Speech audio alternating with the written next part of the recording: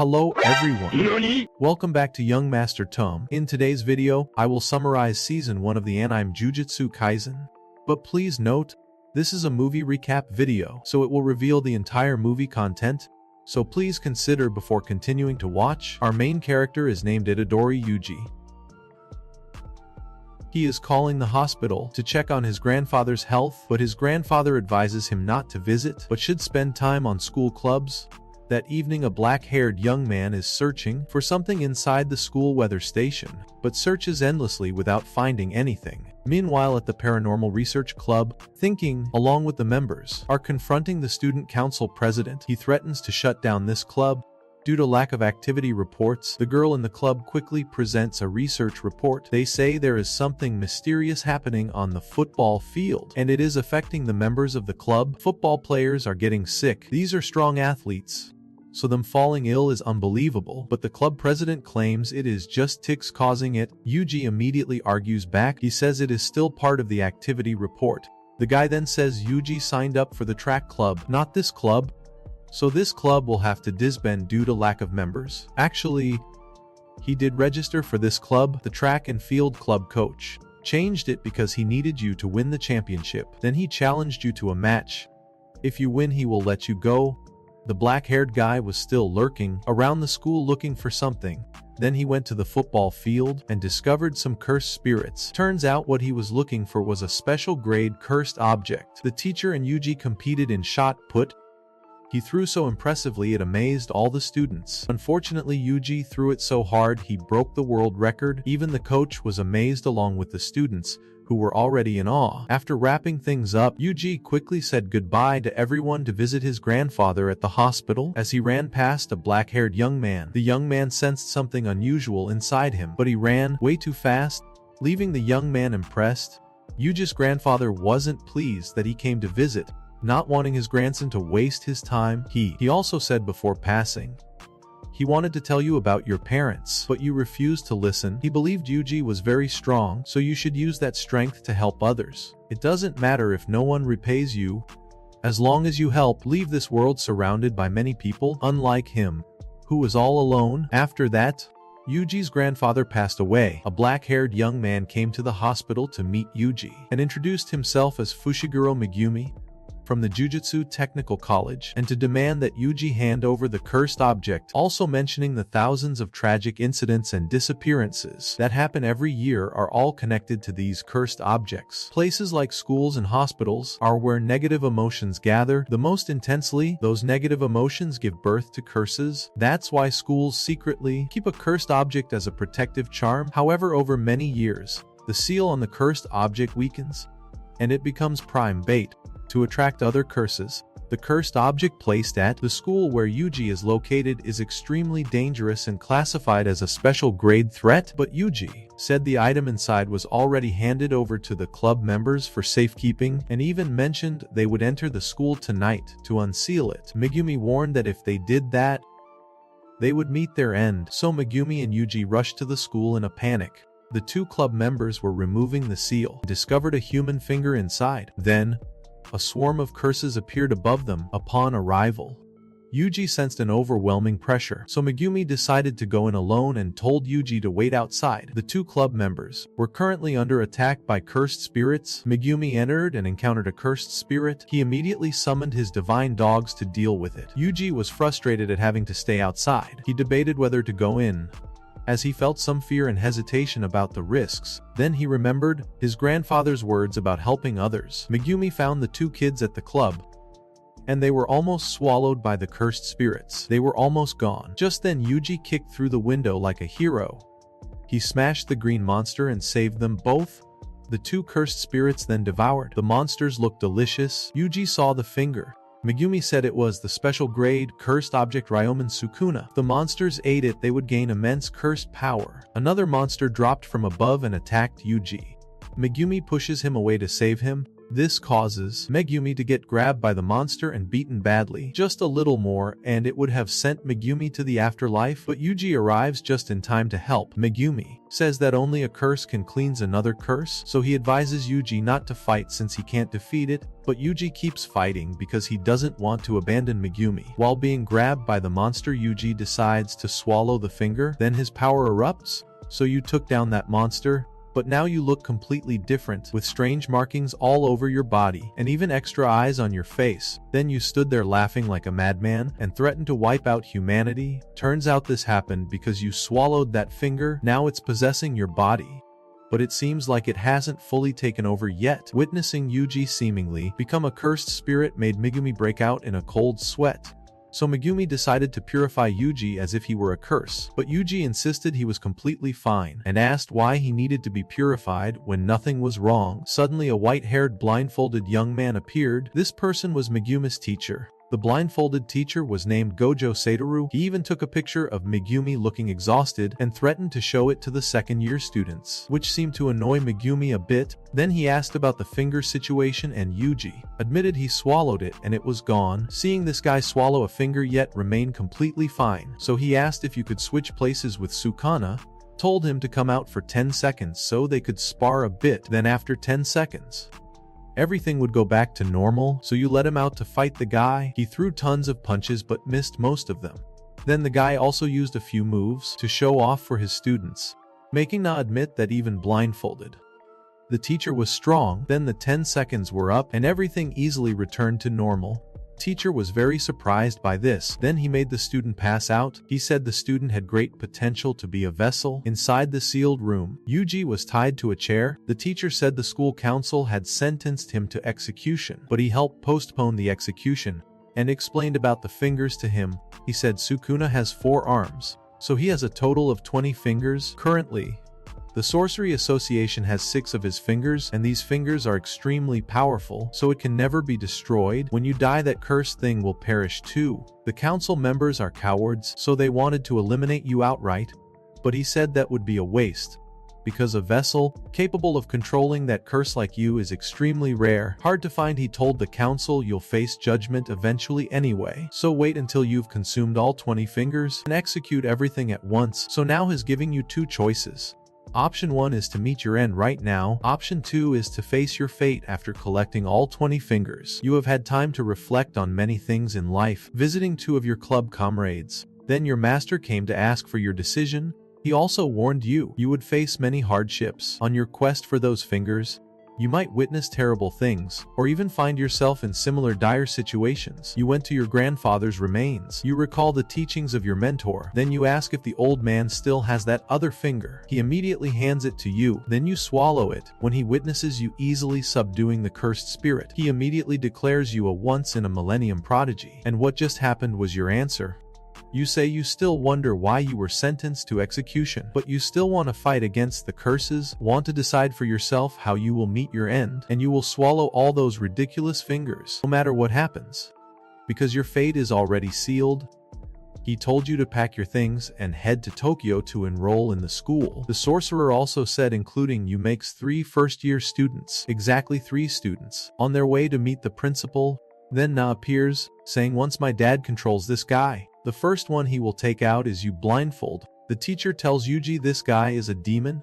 Legend says it has 4 arms and 2 faces. It was once a human being long ago, about 1,000 years in the past. Sorcerers challenged it, but all were utterly defeated. After its passing, it became a cursed spirit. Yet across countless eras, no one has ever been strong enough to destroy it. Thus it truly is the king of curses. Then Yuji asked him who was stronger between him and Little Na. He said if Little Na regained all her power, it might be a bit exhausting, but he still isn't old enough to fight properly. Then he goes to see the principal. The principal's name is Zaga Masamichi. He scolds him for various things including being late with his eyes covered. As for Dai, he is surprised by the stuffed animals the principal is making. The principal asks why he enrolled here.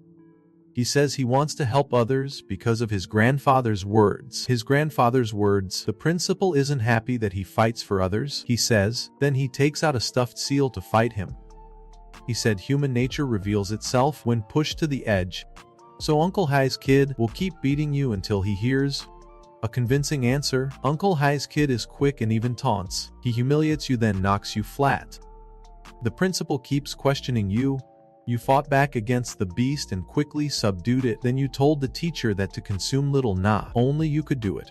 So you refuse to live an ordinary life. Then when thinking about those harmed by the curse, you convince yourself it has nothing to do with you. You don't want to live like that, and don't want regrets about how you're living. Hearing him talk like this made sense, so he accepted Yuji as a student here. Thought that was the end of it, but the sea otter kid suddenly punched him hard. The blindfolded teacher led him to the dorm, told Yuji to just rest and wait there. He and Megumi would find the fingers and bring them for him to consume. Yuji immediately spoke up while imagining the scene. Megumi, being beaten black and blue and bringing the finger to him would be satisfying, but he also wanted to fight himself. The teacher said he just wanted to test him because finding those fingers is not easy. To regain his strength, Nana will show us where to get those fingers. That is why Yuji needs to be on the battlefield. Then the teacher blindfolded himself along with the two students and set off to pick up the remaining student. A man was recruiting girls on the street modeling. One girl was also on the street but was not invited by him, so she got mad and asked him if she could model, which scared him out of his wits. Turns out this girl was the remaining first-year member, and her name was Kujisaki Nobara. Our two boys introduced themselves to her. She immediately judged Yuji as a country bumpkin and very uncool. As for Megumi, she figured he must be an arrogant guy. She claimed that if he saw an oil-covered seagull, then he would probably just light it up and be done with it. Looking at the two of them, she let out a disappointed sigh. The teacher said the two were from the countryside and rarely got to visit the city, so he would take them on a tour of Tokyo, making Yuji and Nobara visibly excited. But the destination turned out to be an abandoned building with cursed spirits lurking inside, leaving the two visibly disappointed at being tricked. He sent Yuji and Nobara inside to test their abilities.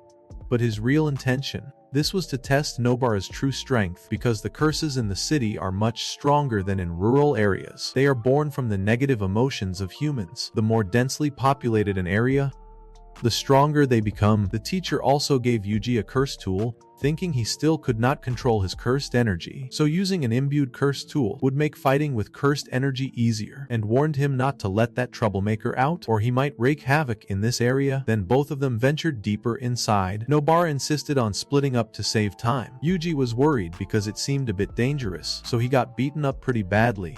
In the end, he had no choice but to obey and split up. Yuji encountered a cursed spirit. This one was really weak, so he easily sent it to the afterlife. Nobara also ran into a cursed spirit. It was hiding inside a mannequin. She was about to finish it off when she noticed a boy hiding there. Nobara tried talking to him to come out, but he refused, so the girl thought kids didn't like being near beautiful women. Suddenly a monster emerged from the wall and took the boy hostage. This forced Nobara to make two choices. One was to attack the monster regardless of the boy. Two was to not attack the monster and hope it would release the boy. Then she decided to go with the second option, but darn it, the boy still wasn't released. Thinking his life was over, suddenly Yuji punched through the wall and sliced the monster apart, so the kid was saved. The monster was so scared it ran away. Nobara then used the Soul Link curse technique, and just like that the monster was finished. Let me explain this technique so you understand. This technique combines a set of cursed tools including a hammer, a nail, and a straw doll imbued with the user's cursed energy onto a piece of the monster's body. Nobara placed the straw doll on the monster's arm, then used resonance, hammering the nail into the doll, and this is the reason the creature turned green. In the past, Nobara's friend was named Sari. She was adorable and beautiful like a doll, but just because she moved from Tokyo, the villagers mistreated her and forced her to leave the village.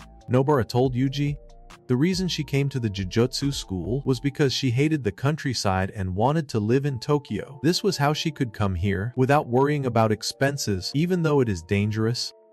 She wants to live for herself. If she stayed in that village, she would be no different from someone who had passed away. She also hopes she can reunite with her sister, Sari. She was taken to a bakery by her sister, where her sister praised the pastries as better than her own. The child was later escorted home by the blindfolded teacher and Megumi. Finally, everything was settled. The blindfolded teacher decided to take everyone out to eat, making the two young men visibly excited. Not long after, in the sky above the reformatory camp stadium, a cursed spirit appears, leaving many witnesses stunned. 3 first-year students are assigned the task to handle this spirit. But Juji doesn't fully grasp the ranking system of these spirits, so Supervisor Kitakaichi explains to him. A grade 4 can be taken down with just a wooden stick, a grade 3 can be handled with a handgun, a grade 2 might still be manageable with a shotgun, but a grade 1 might not even be phased by a tank. Even if you bomb it, the special grade curse won't budge, it won't even flinch. Megumi says normally they would send a sorcerer of the same rank to handle these cases. Today's case should have been handled by the blindfolded teacher, but he is off on another mission. We are severely understaffed, so sometimes we have to take on missions beyond our level, like this one. This mission is to confirm, rescue any survivors in the juvenile detention center. A mother suddenly came crying, saying her daughter was still trapped inside because the kid is still trapped inside. The supervisor said there are 5 people and a cursed worm inside. If the cursed worm mutates, it could become a special grade curse. So he advised that if we encounter the special grade, do not be foolish enough to stay and fight it. Run away quickly to save your lives. Then he erected a barrier around this area. Megumi summoned the white dog. So if any curses come near, the dog will alert us. Then the whole group moved inside Megumi. They were amazed stepping into the innate domain created by the cursed spirit. It was their first time seeing such a vast domain. Suddenly, the exit vanished, causing Yuji and Nobara to panic, but Megumi reassured them. Since his dog had memorized this location, the two quickly regained their composure. The dog seemed like their savior. Yuji felt confident in Megumi's reliability, believing they could rescue those trapped inside. The group pressed deeper inside. When discovering a lifeless body, Yuji realizes this is the son of the mother from earlier, so he decides to retrieve the body, because if he tells her her son is gone without finding the remains, she would never accept it.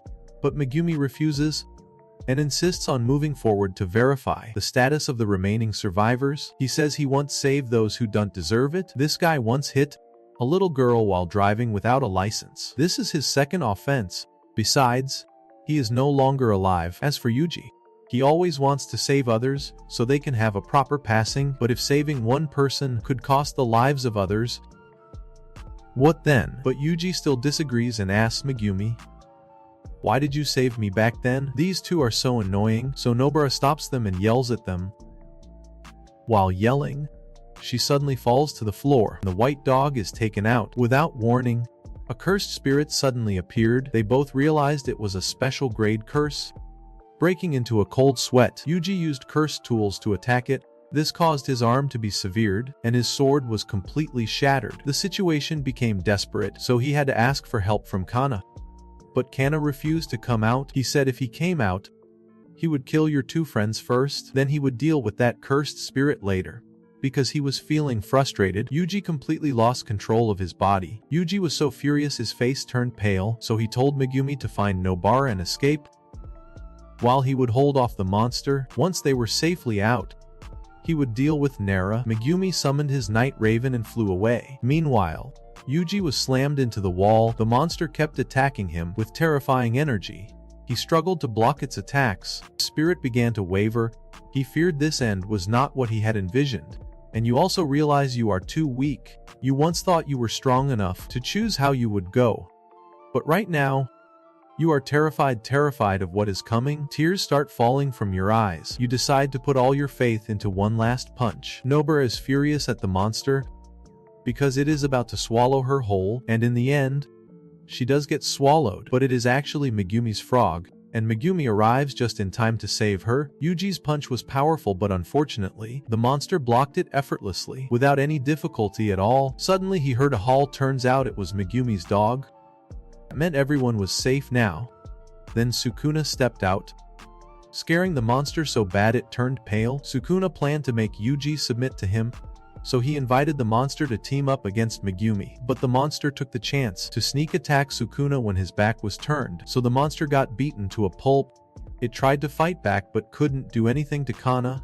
Megumi told the supervisor to go back first, while he would stay behind to wait for Yuji. If possible, send a first-grade sorcerer when you return. Kana then tore the monster apart and pinned it to the wall. The monster quickly regenerated and decided to settle things with that guy now, to teach that brat a lesson. Sona activated his domain. It was called the subjugation of the undead temple. and the green monster was done for. Ne even complained about the incident. He was ranked on the same level as this brat. Then he took the finger from inside the monster. After that, he got angry and returned the body to Yuji, but Yuji still did not come out, so he flashed a sinister smile. Megumi realized the innate domain was gone. That meant the special grade monster had perished. Suddenly, Na appeared right beside him, making him break out in cold sweat. He said this was the price to pay when using his power, without any restraint. It seems Yuji had some trouble switching. Then he pulled out Yuji's heart and said he'd use it as leverage. He could live without a heart, but Yuji couldn't. If you switch back, you won't make it. Then he swallowed the finger he took from the curse earlier. Megumi noticed Yuji's severed hand had regenerated, so he figured that guy knew how to use reverse curse technique, so it'd go all out to take him down, hoping to make him regenerate his heart before Yuji returns. But you are also a bit worried, unsure if you have the strength to do this or not. Let me explain reverse curse technique to you all. As you all know, cursed energy originates from negative emotions, like feeling stressed. Negative energy is a type of minus energy. In mathematics, when we multiply two negative numbers, we get a positive number, and cursed energy works the same way. When we multiply cursed energy by cursed energy, which means multiplying negative energy by negative energy, it will generate positive energy, and this calculation is the reverse technique. Sorcerers use positive energy to heal the body, but very few sorcerers can use this technique. Cursed spirits are formed from cursed energy, so they don't need to use the reverse technique. Back to the action, Megumi summons the divine dog, then he flew in to fight Na recklessly, but Na beat him to a pulp. He then summoned the giant serpent and together with the night bird, launched a relentless assault on Na, but the serpent was taken down. Then Na pounded him mercilessly, sending him crashing through several buildings. The night bird rushed to his aid, so both he and the bird got utterly crushed by Na. Seeing this, he dismissed the night bird, so it would not end up like the serpent earlier. This made Na realize, you used shadows as a medium to summon divine beings. He asked you why you ran away back then. What a waste of talent. You had no idea what he was talking about. He said you still weren't capable enough, forcing him to recreate a heart for Yuji. You suddenly remembered your kind older sister, someone who deserved a happy life, but was unjustly cursed. You also recalled your neglectful father who abandoned you. He even gave you your name without caring about their child's gender. You still think about fairness. You believe that wrongdoers only face punishment under the law. You do not believe karma comes naturally. That is why the sorcerer becomes the gear that makes karma turn. So good people receive justice. You will save others unfairly. You also explained why you saved Yuji, despite the danger and some hesitation, but you did not want someone as good as Yuji to be lost. You said you are not a hero but just a sorcerer. That's why you don't regret saving Yuji. Hearing those words, Yuji immediately returned to his body even though he hadn't recovered. His heart told him that maybe he wouldn't have to worry about Megumi and everyone else anymore. Then he left. In Tokyo, a guy in monk robes walked with three monsters. The guy in monk robes is named Gito Shiguru. They went together to a cafe to discuss matters. In reality, the people around could not see the three monsters. They only saw that guy get. The monsters were complaining about sacrificing a finger just to test Na's true strength. The monsters even said they are the true humans of this earth, while the current humans are just fake humans. They are nothing but imposters. That is why they want to wipe out these fake humans to become the true humans of Earth. But Gato believes that to achieve this, first, they need to deal with the blindfolded guy and take away his fighting ability, then try to get Nai and Juji on their side. But Toji thinks Juji is already gone. Though Gito is not so sure about that, the blindfolded teacher is now in the morgue. He thinks sending first years to handle a special grade curse and rescue people of unknown status is completely unreasonable. He believes this mission was assigned by higher-ups trying to provoke him due to his efforts to delay Yuji's execution. So the teacher is really upset now, saying he wants to take out the higher-ups for good, which scares the supervisor half to death. Suddenly the doctor appears and says she's very surprised to see the teacher so worked up. The doctor's name is Soko Iji. When she sees Sukuna's vessel, she asks permission to examine Yuji. Meanwhile, Megumi and Nobara are discussing their teammates' passing. Both try to act unfazed, but in the end could not hide their emotions. Suddenly the second-year students appeared. Megumi introduced them to Nobara. The bespectacled one is named Gen Inumaki. He is a curse tool user, specializing in using special weapons to exorcise curses. This is Inumaki Toge. He is a cursed speech user to avoid cursing others. His vocabulary is very limited, only revolving around rice ball ingredients like salmon kelp, tuna, cod, and so on.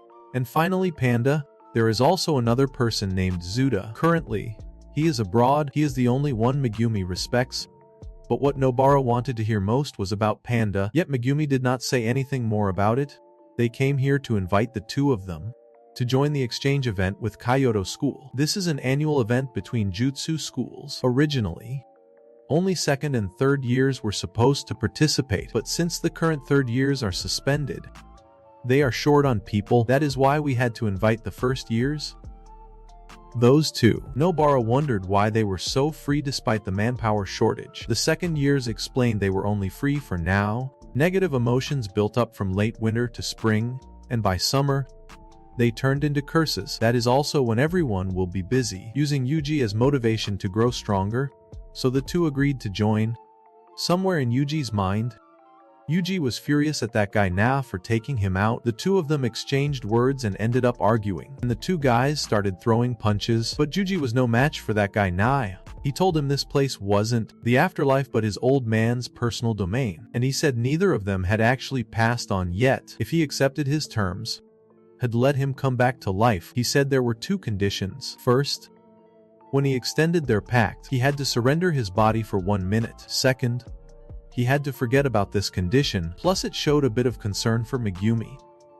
This guy sounded so shady that you refused, but it said for that 1 minute it wouldn't hurt anyone, because this was a binding contract, so if it broke the rules it would be punished. Hearing that you pretended to agree, and when it let its guard down, you punched it right in the face. You said, how dare this punk kill my dad and still make demands. I'm gonna punch your face in. Seeing this guy wouldn't accept terms, so he said, now it's time for you and me to fight. If you win, I will bring you back with no conditions. If you lose, I will bring you back under the previous terms. Before he could even finish saying yes, he got slashed into oblivion. The blindfolded teacher was still furious at the higher-ups. He said he really wanted to crush them, but beating them to a pulp would be too easy. What he wanted was to change things from the root. That's why he chose to become a teacher and train the kids to become strong so they could become awesome allies by his side. The teacher believes these kids are very talented, especially the third year named Hikari and the second year named Yuta. They will become sorcerers on the same level as the teacher in the future. Yuji was also once one of them. At this point, the teacher gets really angry. Soko says she will operate on Yuji now. As soon as she finishes speaking, Yuji suddenly sits up, making the teacher visibly overjoyed. Then the teacher and student high-five each other. The teacher blindfolds himself to train Yuji. Strong enough before you become a target again. So tell Soko to hold off on reporting you as alive, and I will bring you back before the school exchange event between the schools, because I don't want to take away the youth's time. Megumi now goes to the mother's house to inform her that her child has passed away, even though when he arrived at the scene her child was already gone. But he still wanted to apologize to her for hesitating a little when trying to save her child. But he said his teammates were different. Your comrade still wanted to bring your son back at all costs, but that was impossible, so he could only bring back his dog tag. The mother looked at the dog tag and cried heavily. The little gang was still discussing. Geto said even if they all joined forces, they still would not be strong enough to handle the blindfolded one. So Dad wants you all to focus on sealing it instead, using a special creature called the Prison Gate Guardian. The store manager noticed the Geto guys still hadn't ordered anything, so he sent a waiter over, but survival instincts warned the waiter not to go there, or he would be in trouble, so he quit on the spot and ran away, forcing the manager to go there himself, and he immediately got burned by the volcano guy. Since it went wrong, the volcano guy took out the whole restaurant. The volcano guy named Zogo asked Geto how strong he was compared to Little Nas Fingers. Geto said around 8 or 9 or something. He took pride in that, So he demanded the prison gate key and vowed to personally take down the blindfolded teacher. The blindfolded teacher was currently instructing Dai about cursed energy. He demonstrated how to use cursed energy and techniques using 2 soda cans. With the blue can he used cursed energy, while with the yellow can he used techniques. He said cursed energy could be compared to electricity, while techniques were like electrical devices. If you use basic electricity, the can will just be shot normally. But when channeling electricity into the device, you can easily warp that can. You can even shape it into different forms. Depending on the device we use, the teacher says Juji currently can't use techniques, but you can still channel cursed energy into your martial arts. Previously you unconsciously used it when fighting that special grade curse, but now no matter how hard you try you still can't use it. The teacher said it was because of the origin of your power, which comes from negative emotions. So he will teach you how to control that power and not waste it. Then he made you watch movies, but you will watch them with a cursed doll. If you don't channel a certain amount of power into it, it will wake up and beat you up. Watching movies will evoke different emotions. So your task is to maintain a stable amount of power, release those emotions, and channel them into the Shikigami without waking it. If the Shikigami demands a certain amount of cursed energy, then you will supply exactly that much. While training with the second-year students, Megumi asks Maki what kind of hero she wants to be, but she says she does not care about the people she saves, making Megumi slightly regret asking. Meanwhile, Nobara practices falling techniques with Panda Senpai. During a break, Megumi asks Maki again, is there any way to bring the old man along while still keeping my hands free? But she said her old man was carried by the panda. This one is carrying. Megumi once again regretted asking that question. Suddenly he remembered what that guy Na had asked about him running away and how it was a waste of talent. He kept thinking but still could not understand what it meant. Then suddenly he figured out a way to bring the old man along with him. He headed back to where Juji was because he got distracted while drinking soda, so Uncle Hai punched him hard enough to leave a bruise. The blindfolded teacher asked him about his time at the Golden Stream, whether he talked to that Na guy, like some kind of deal to bring him back to life. He felt like Na said something but he couldn't quite remember. On the way to the principal's office, but suddenly the blindfolded teacher told them to stop the car. He told the supervisor to go ahead, which confused him. Then the volcano guy descended from the sky like a god. The volcano guy used a volcanic move to attack the master, thinking the master was done for. It gloated with a smug face, but that little bit was nowhere near enough to take the master down. The master found it strange that a spirit creature could talk. Plus, this one had never been documented before, and it was even stronger than Little Nai at the moment, so the master decided to test it out. It relentlessly attacked the master, not giving him a moment to breathe, then confidently turned its back and walked away, thinking the master was truly finished this time. But the master remained completely unharmed, exposing its bewildered expression that demanded an explanation. So the master explained to it that it had never actually hit him, but merely touched the infinite space between them. Then the master told it to touch his hand. It hesitated but sensed no danger, so it reached out to touch him, but was shocked to find it could make contact. The master said its hand never stopped moving, but simply slowed down as it got closer. But the teacher could still easily touch it, like punching it so hard it turned grass green. The teacher said infinity exists everywhere, and he was just bringing it into reality. After saying that, teacher used reversal technique to create a red orb, and used it to attack the volcano directly, sending it flying far away. Not only that, he kept pounding it relentlessly. It fell into the river. Now it truly acknowledged the teacher's power. It realized it could not land a hit on the teacher. The only way was to drag the teacher into his domain. But then the teacher suddenly vanished. Then he suddenly appeared behind it with Yuji. Let me explain the concept of the teacher's infinity to you. Cover your eyes. First, let's explore Achilles' paradox. And the tortoise, suppose I let the tortoise start ahead of me. By the time I reach where the tortoise was, it has already moved to the next position, and when I reach its new position, it has already advanced further. This cycle keeps repeating as I run to its new position, only for it to move to yet another new position. So every point where I reach the turtle, it has already moved infinitely ahead, thus I can never actually surpass it. That turtle truly runs fast in mathematical terms. No matter how many times you divide a number, it can never actually reach zero. It just divides that number so small that you can no longer perceive it. Anything entering this infinitely divided space It would slow down to the point of almost no movement, and the limitless void manifested it outwardly. Going back to earlier events, blindfolded teacher appeared where Yuji was while he was deeply focused, watching The Lord of the Rings, and the teacher realized his student had improved remarkably. He then dragged him away to teach him about domain expansion, making him wonder how he got brought here so quickly. On top of that, he was standing on water. The volcano guy realizes Yuji is still alive, and to successfully carry out the mission to recruit Little Na, he can't kill this guy now. He thinks the teacher brought this guy along, only to get in the way. Hearing that, the teacher immediately said, that made him super angry, so angry he went crazy shooting fire everywhere. But Yuji noticed this guy wasn't weak at all. He was terrifyingly stronger than anyone Yuji had faced before. The monster then activated his domain, called the Iron Mountain Domain.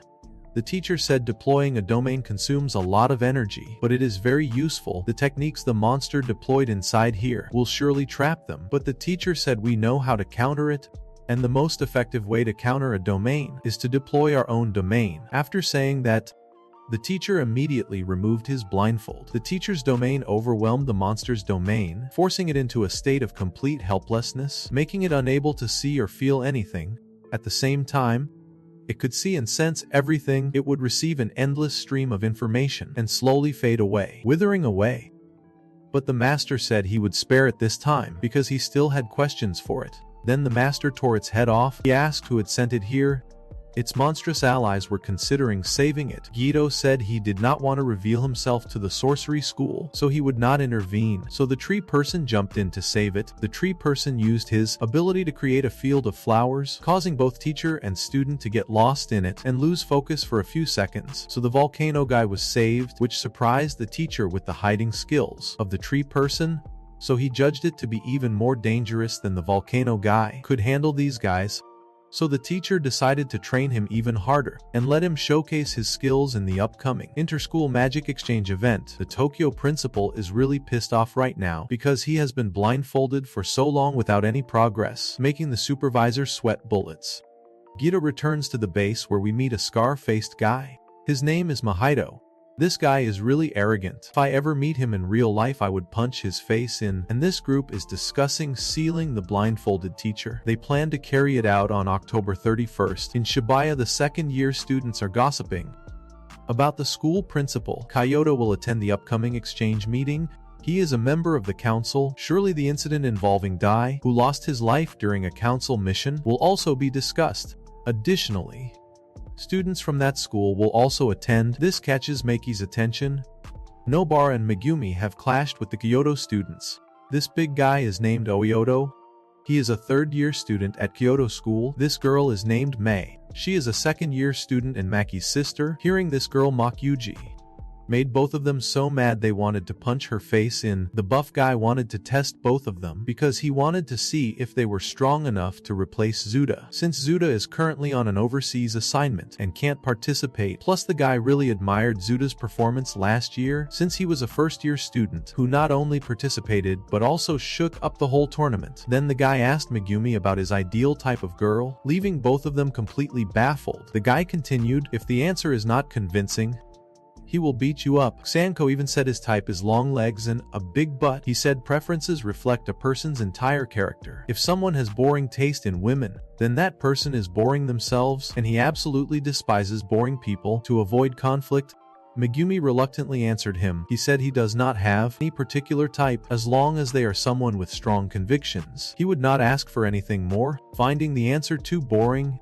Todo immediately knocks him out cold. Nobara tries to help but is stopped by Mei. Nobara says she thought the girl was similar to Maki, but looking closer, she is nowhere near as pretty as Maki. Hearing that makes the girl furious beyond belief. Todo is so disappointed with Megumi that he sheds tears. Megumi recognizes him from the night parade of 100 demons battle started by Guido that happened earlier. He single-handedly fought 5 special grade cursed spirits and 1 special grade. Not only that, he did not even bother using his technique when fighting those first-grade creatures. He was an absolute monster. Megumi summoned divine toads to fight, but Todo swiftly took them all out with ease. Megumi then got hit repeatedly without missing a single strike, and then was slammed flat on the ground. Todo said he felt Megumi was not taking the fight seriously, and was a bit disappointed. Megumi then said if he wanted serious, he would get serious. This made Todo excited and ready to go all out against him, but Toge and Panda arrived just in time to stop them. Meanwhile, Nobara was getting completely beaten by Mei, but Maki showed up just in time to stop her. The two then mocked each other's cursed energy, like how Maki has no cursed energy, while Mai only knows how to put cursed energy into objects. Acting like Shiz mastered curse techniques already, Maki asked if Nobara could still get up, but Mei said she taught her an unforgettable lesson, and doubted she had strength left to stand. Little did they know, Nobara had appeared from behind and restrained the girl. Todo arrived and invited Mei to leave, because it was almost time for him to meet his idol. It was a handshake event with his idol. He absolutely could not be late, leaving all three girls stunned. Earlier, Mai mentioned that Maki had no cursed energy, so Nobara asked Maki if that was true. Maki confirmed it was true, and she had to use special glasses to see curses. All the weapons she used were pre-imbued with cursed energy. Nobara asked why she became a sorcerer. Maki said she wanted to see how her family would react, those who always looked down on her, if she became a powerful sorcerer. Hearing that made Nobara respect her deeply.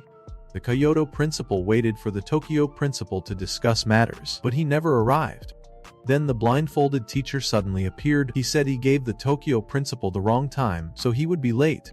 The teacher came here to ask about Yuji, thinking he was involved in this matter, but the teacher's words seemed quite arrogant, which made the student from Kyoto who was standing there speak up. This girl's name is Miwa Kasumi.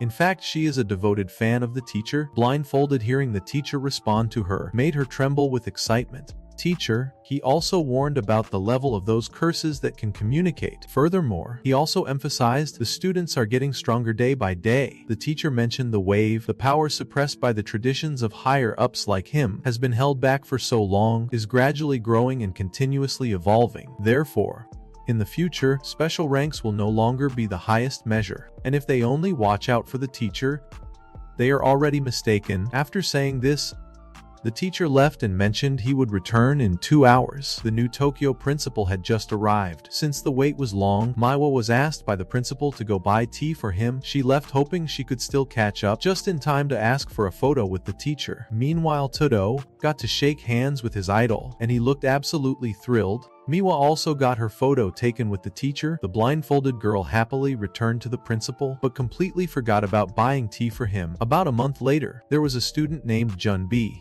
who was frequently bullied. Teachers who saw it would just ignore and walk away. He thought if there was a button to eliminate someone he hated, you are not sure you would use it, but if there was a button to eliminate someone you hate, you would press it without hesitation. While skipping school to watch a movie, you run into those bullies, who were also skipping school to watch the movie. Not only that, they were being loud and disruptive in the theater.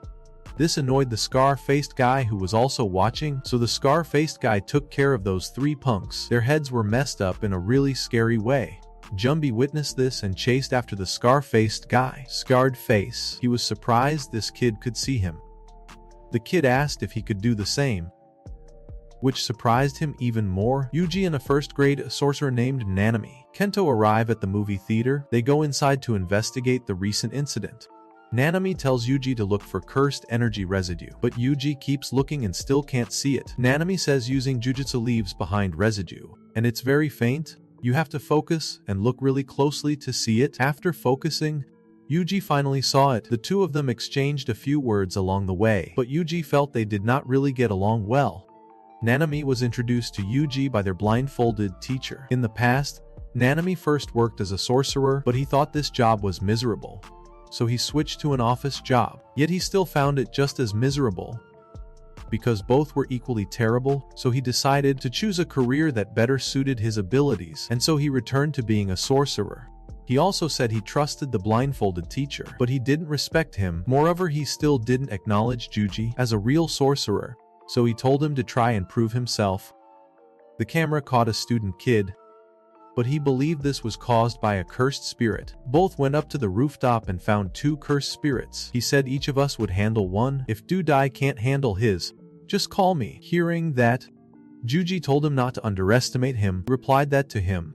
Juji was still just a kid, even after going through life and death situations. That was not enough to make him an adult. It is the small losses throughout life that truly help people grow up. While fighting the monster, he also revealed his superior skills. His technique can force, creates a weak point on any target. He divides it into a 7-3 ratio. If you strike this exact spot, it will deal critical damage. With this refined technique, even high-level monsters will still take significant damage. After explaining the technique, he immediately lands a heavy blow on the monster. Juji is shocked. He could slice through the monster using just the back of a multi-layered wrapped blade. Now it is Juji's turn to shine. He channels cursed energy into his punch. This is the result of his grueling training with his mentor. After being blindfolded for so long, his punch pierces through the cursed spirit, leaving it on the brink of fading. Nanami watches, clearly impressed by his power, and names this technique Divine Fist. As he prepares to deliver the final blow, Nanami spots a watch on its wrist and realizes the cursed spirit they just fought. They used to be human before. Ms. Soko later examined the bodies and confirmed to them that it was true, which made them extremely upset. But Mia's? Soko said they passed away due to shock from being turned into cursed spirits. Not because you took them out. Still, this whole thing really bothers you, so both of you are determined to get to the bottom of this. Meanwhile, Scarface is teaching Junpei about cursed energy and different types of cursed spirits. He said he was a vengeful spirit, born from the deep resentment between people. Nanami used reports to narrow down their hiding place, where the monsters are hiding, but he decided to investigate this alone. He sent Yuji and the supervisor to investigate Junpei, the kid who appeared on the theater cameras. He thinks the monster left traces to lure us. In truth, he already knew their hiding spot, but he did not want Yuji involved in this, so he chose to work alone. B is someone with a burning passion for films, so he joined the school's film club. But one day bullies came to take over their club room because they claimed this room was their club's meeting place. Then they trashed the place and stomped on the film reels. Junbi and the other two members were too scared, so they left reluctantly. But when Junbi tried to retrieve the trampled film reel, they beat him badly. Scarface showed Junbi some of his experiments. One experiment tested how much a human body could expand. Another experiment tested how much a human body could shrink. He could alter the form of living beings by touching their essence.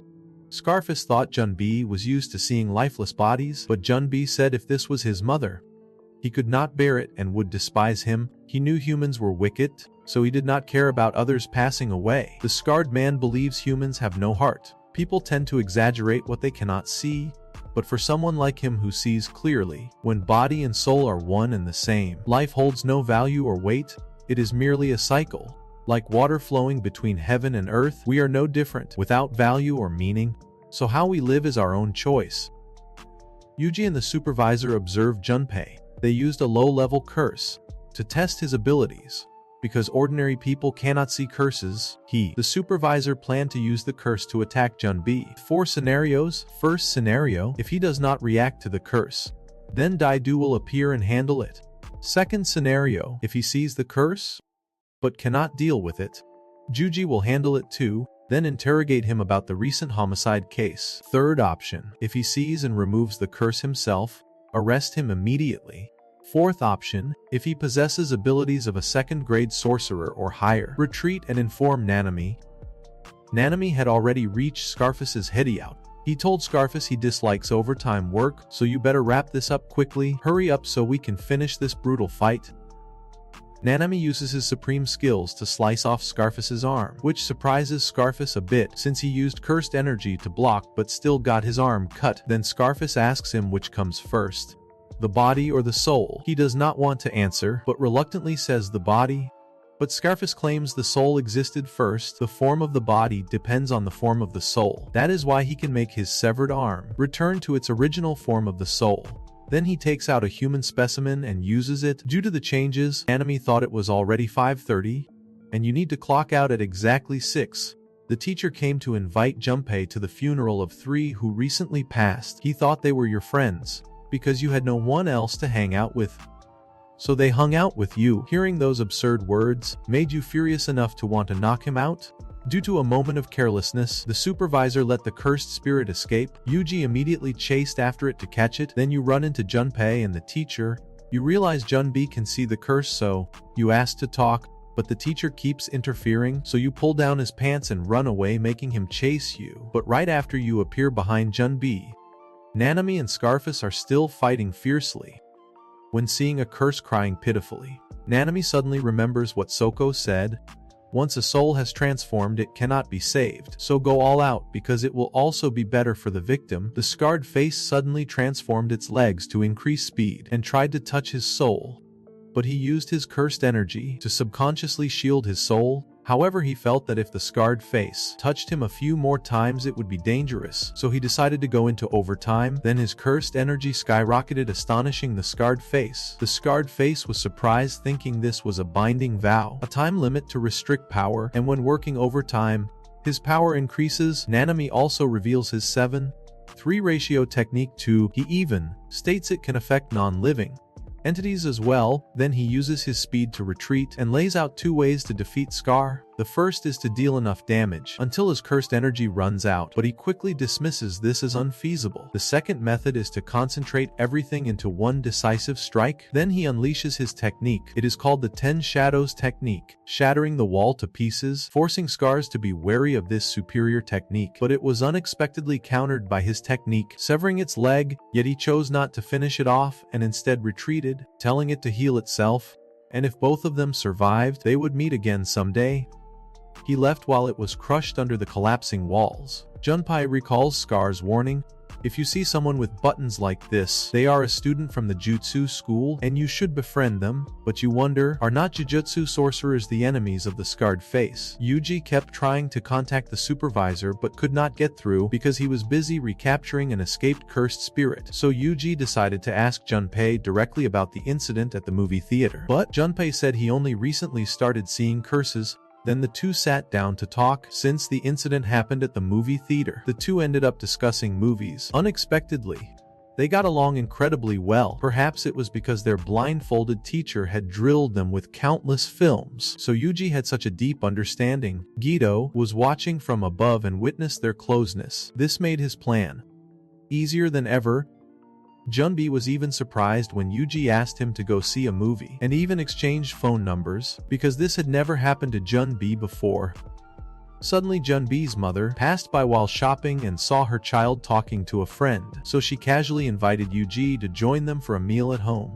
Meanwhile, at the scar-faced one's place, the scar-faced one transformed into a worm and emerged from the rubble. Then he laughed like he would hit the jackpot, thinking Nanami was very interesting and that he would learn much from him. The whole family had dinner together and talked happily. Mother really liked Yuji and his comedic timing, especially how he reenacted a scene from a movie. Alone on a deserted island, Nanami calls for a supervisor to pick him up because he is injured after the battle. He also reflects on the scarred guy, thinking that this guy must have only recently emerged and is still just a child. If he continues to grow, it will be very dangerous. He must be eliminated right before he learns how to expand his domain like the one who fought his teacher, blindfolded. Before Yuji returns home, Junpei asks Yuji, if Yuji encounters an evil sorcerer and is forced to kill them, would he do it?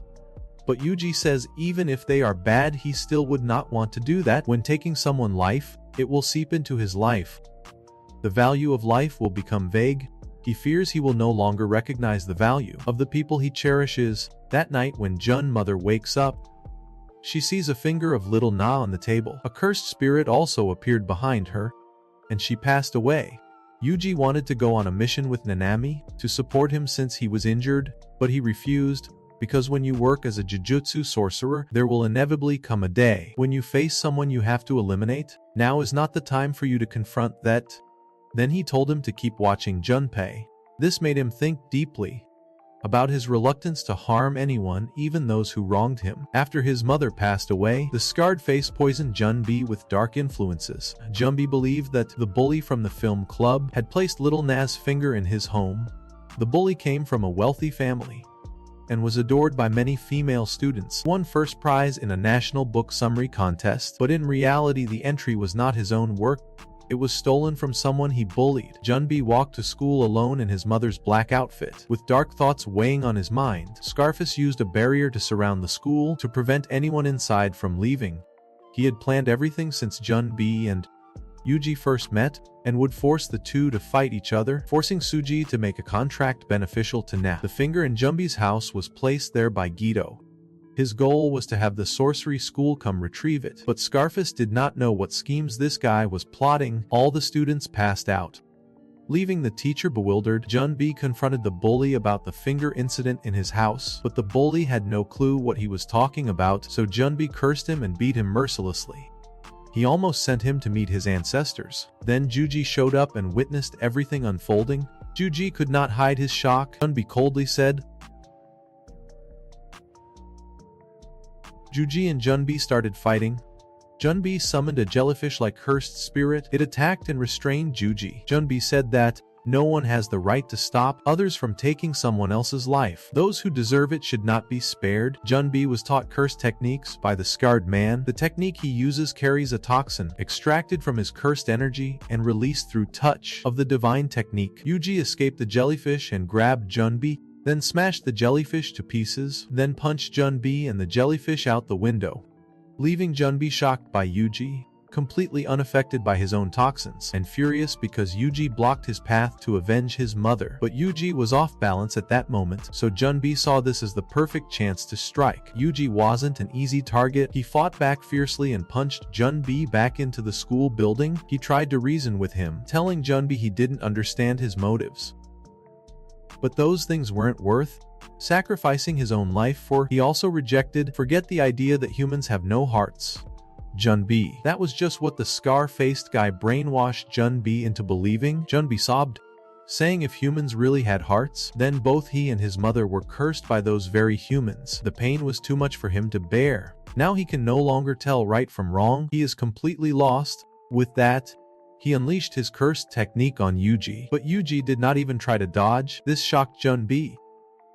Yuji stepped closer to Junbi and told him to share everything with you, and Yuji learned that Junbi's mother had passed away, so he invited Junbi to join him at the Jujutsu school, a place filled with strong and reliable people. With them, together they might uncover who cursed Junbi's mother, and Yuji vowed to avenge her.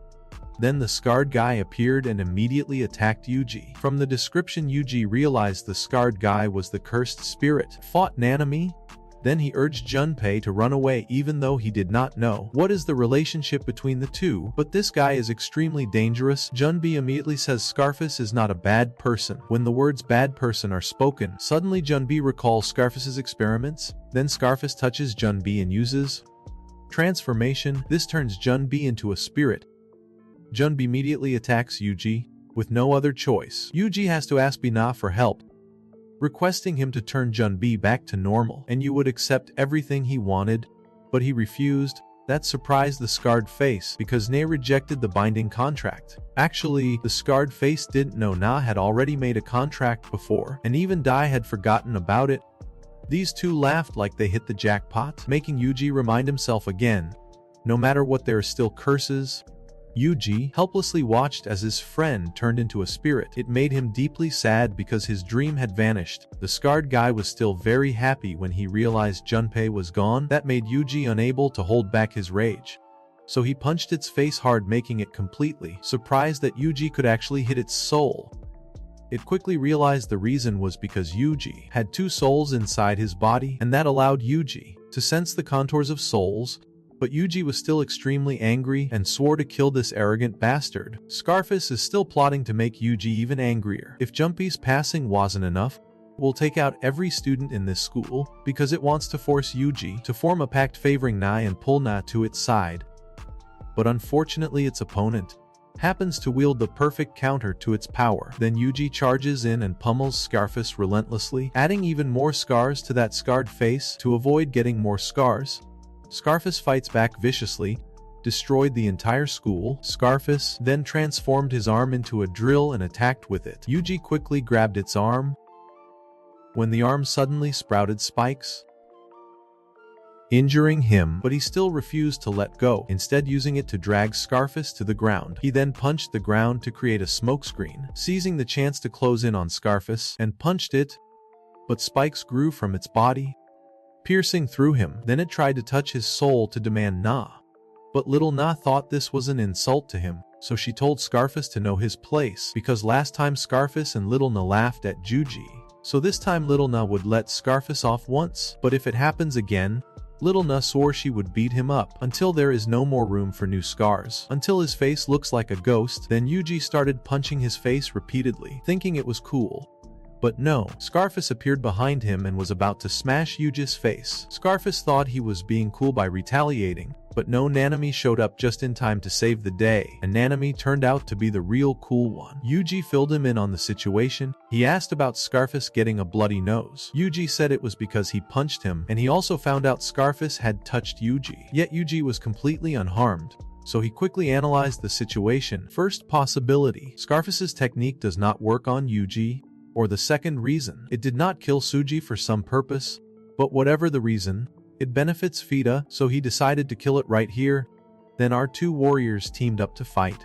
The scarred one kept unpredictably transforming. Nanami quickly analyzed it needs to accumulate cursed energy before each transformation. The scarred one also analyzed Yuji's abilities as its natural counter. There is a chance Yuji could defeat it with just one punch. Then it pulled out those cursed spirit experiments to separate Yuji from the battle. Moreover, it knew Yuji never wanted to take lives, and just as it thought, Yuji could not bring himself to harm those cursed spirits, but upon hearing the spirits beg to be put out of their misery, Yuji changed his mind. Meanwhile, Nanami was being overpowered by the Scarred One. The Scarred One mocked Yuji as a fool, who could not distinguish reality from ideals, but Nanami said he was the real fool. Then Yuji appeared and rescued Nanami.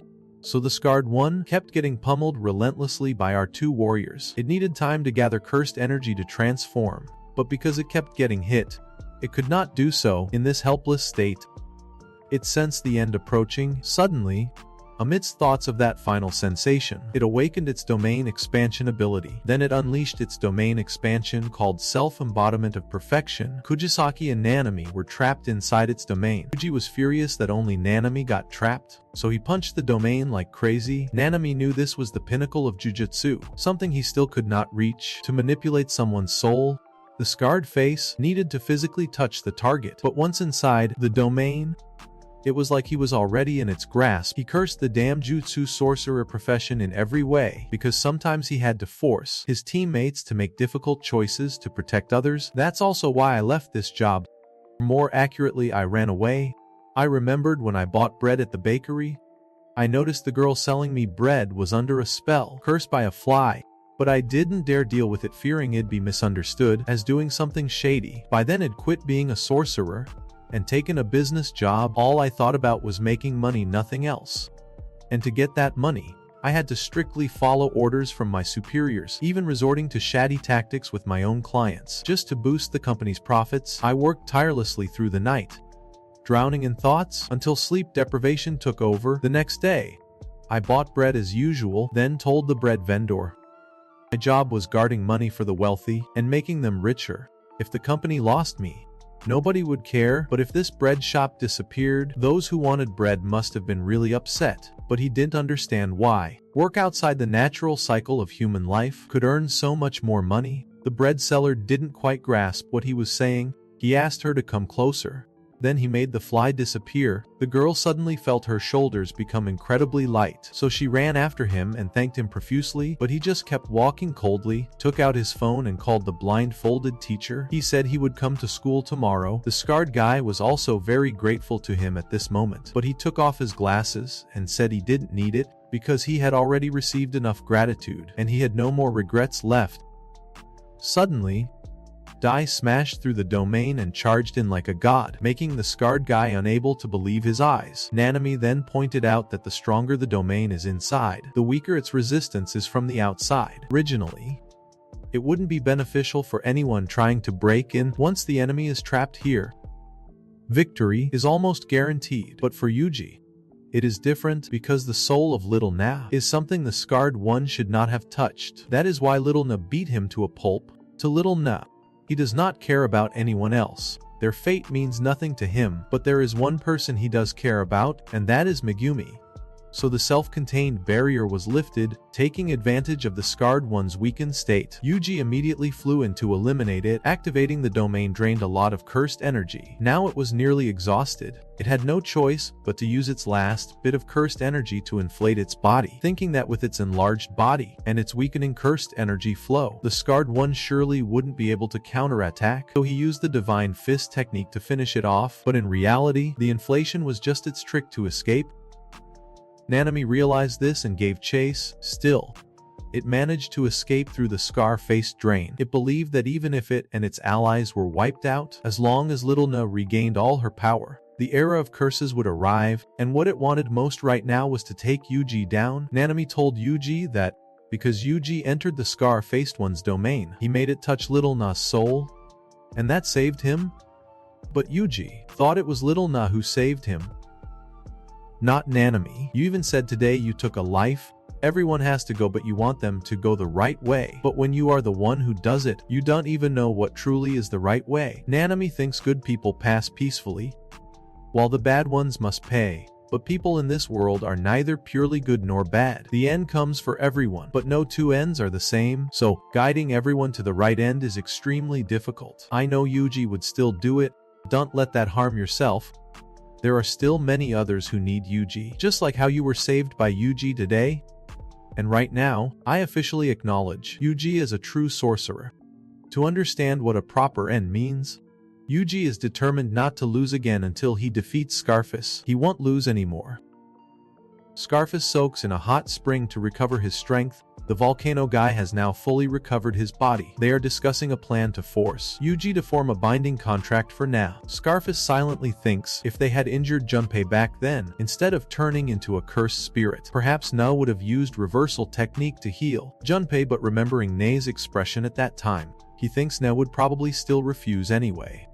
Then he tells the volcano guy, "First let us follow Gito's plan," and offered the fingers to Little Na. Volcano guy realized that could make it, and the whole gang wiped out, clearly, but because it wanted the curse to become a true human of Earth, so it happily accepted. Gito said to carry out the plan, the first step was to retrieve the 6 fingers currently stored with the higher-ups of the Jujutsu school, because the higher-ups still could not figure out. Juji can only hold so many fingers before losing control. They might gather enough new fingers for Juji to consume, but collecting enough would take too long. We can't afford to wait. Sometimes Juji even gets eliminated by the higher-ups. That's why that jealous guy purposely let their fingers fall into the Jutsu school's hands. Take them. Nanami gave the recovered fingers to the higher-ups at Junpei's mother's place, because he thought if he gave them to the blindfolded teacher, the teacher would just let Yuji swallow them. I was still worried about the teacher letting Yuji participate in the exchange event because that would put Yuji in danger, but the teacher was adamant that nothing would happen.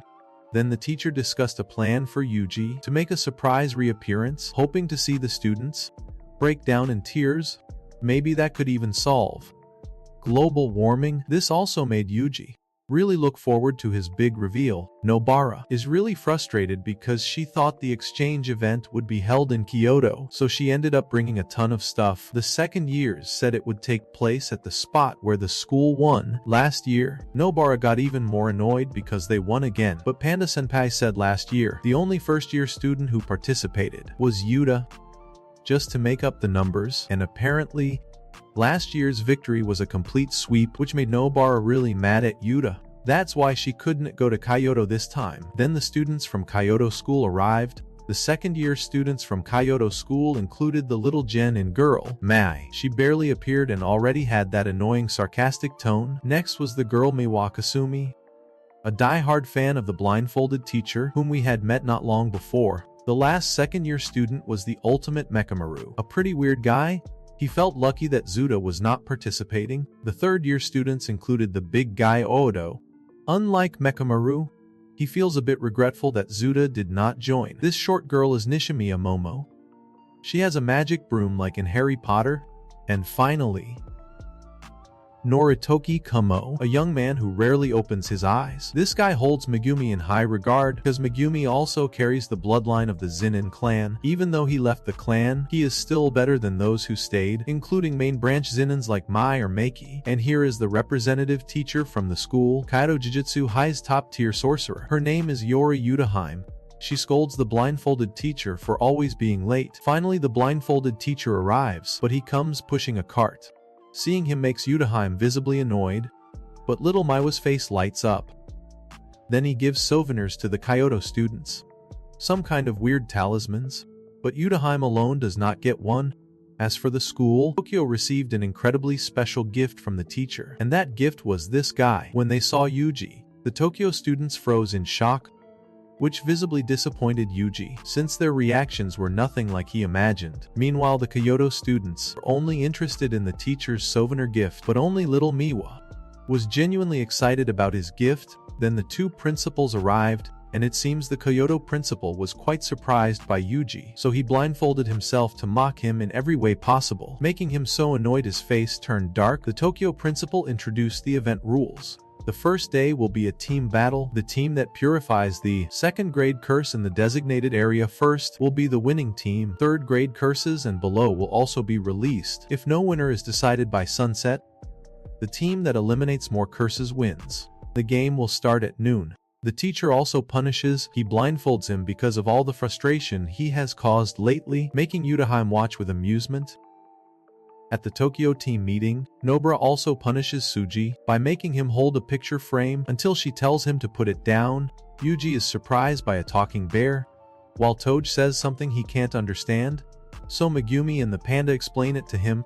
Toge is a cursed speech user. He amplifies his words with cursed energy, so he limits his speech to avoid cursing others unintentionally. However, when facing opponents too powerful, the curse might backfire on him, so limiting his words protects both others and himself.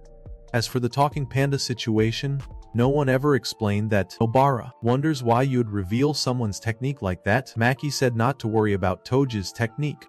Even if revealed, it wouldn't matter. This is just like Nanami's technique, like how he revealed his technique to the scarred face. Then Maki demanded Yuji return the cursed tool. Actually, the blindfolded teacher borrowed it from her, but Yuji broke it beyond repair. Afraid of Maki's punishment, he claimed the blindfolded teacher still had it. Then they discussed battle tactics. Megumi said Yuji's fighting skills were insane. If they fight without relying on cursed energy, Yuji will definitely win. Hearing this from someone who fought that monster, Todo makes Maki feel confident about victory.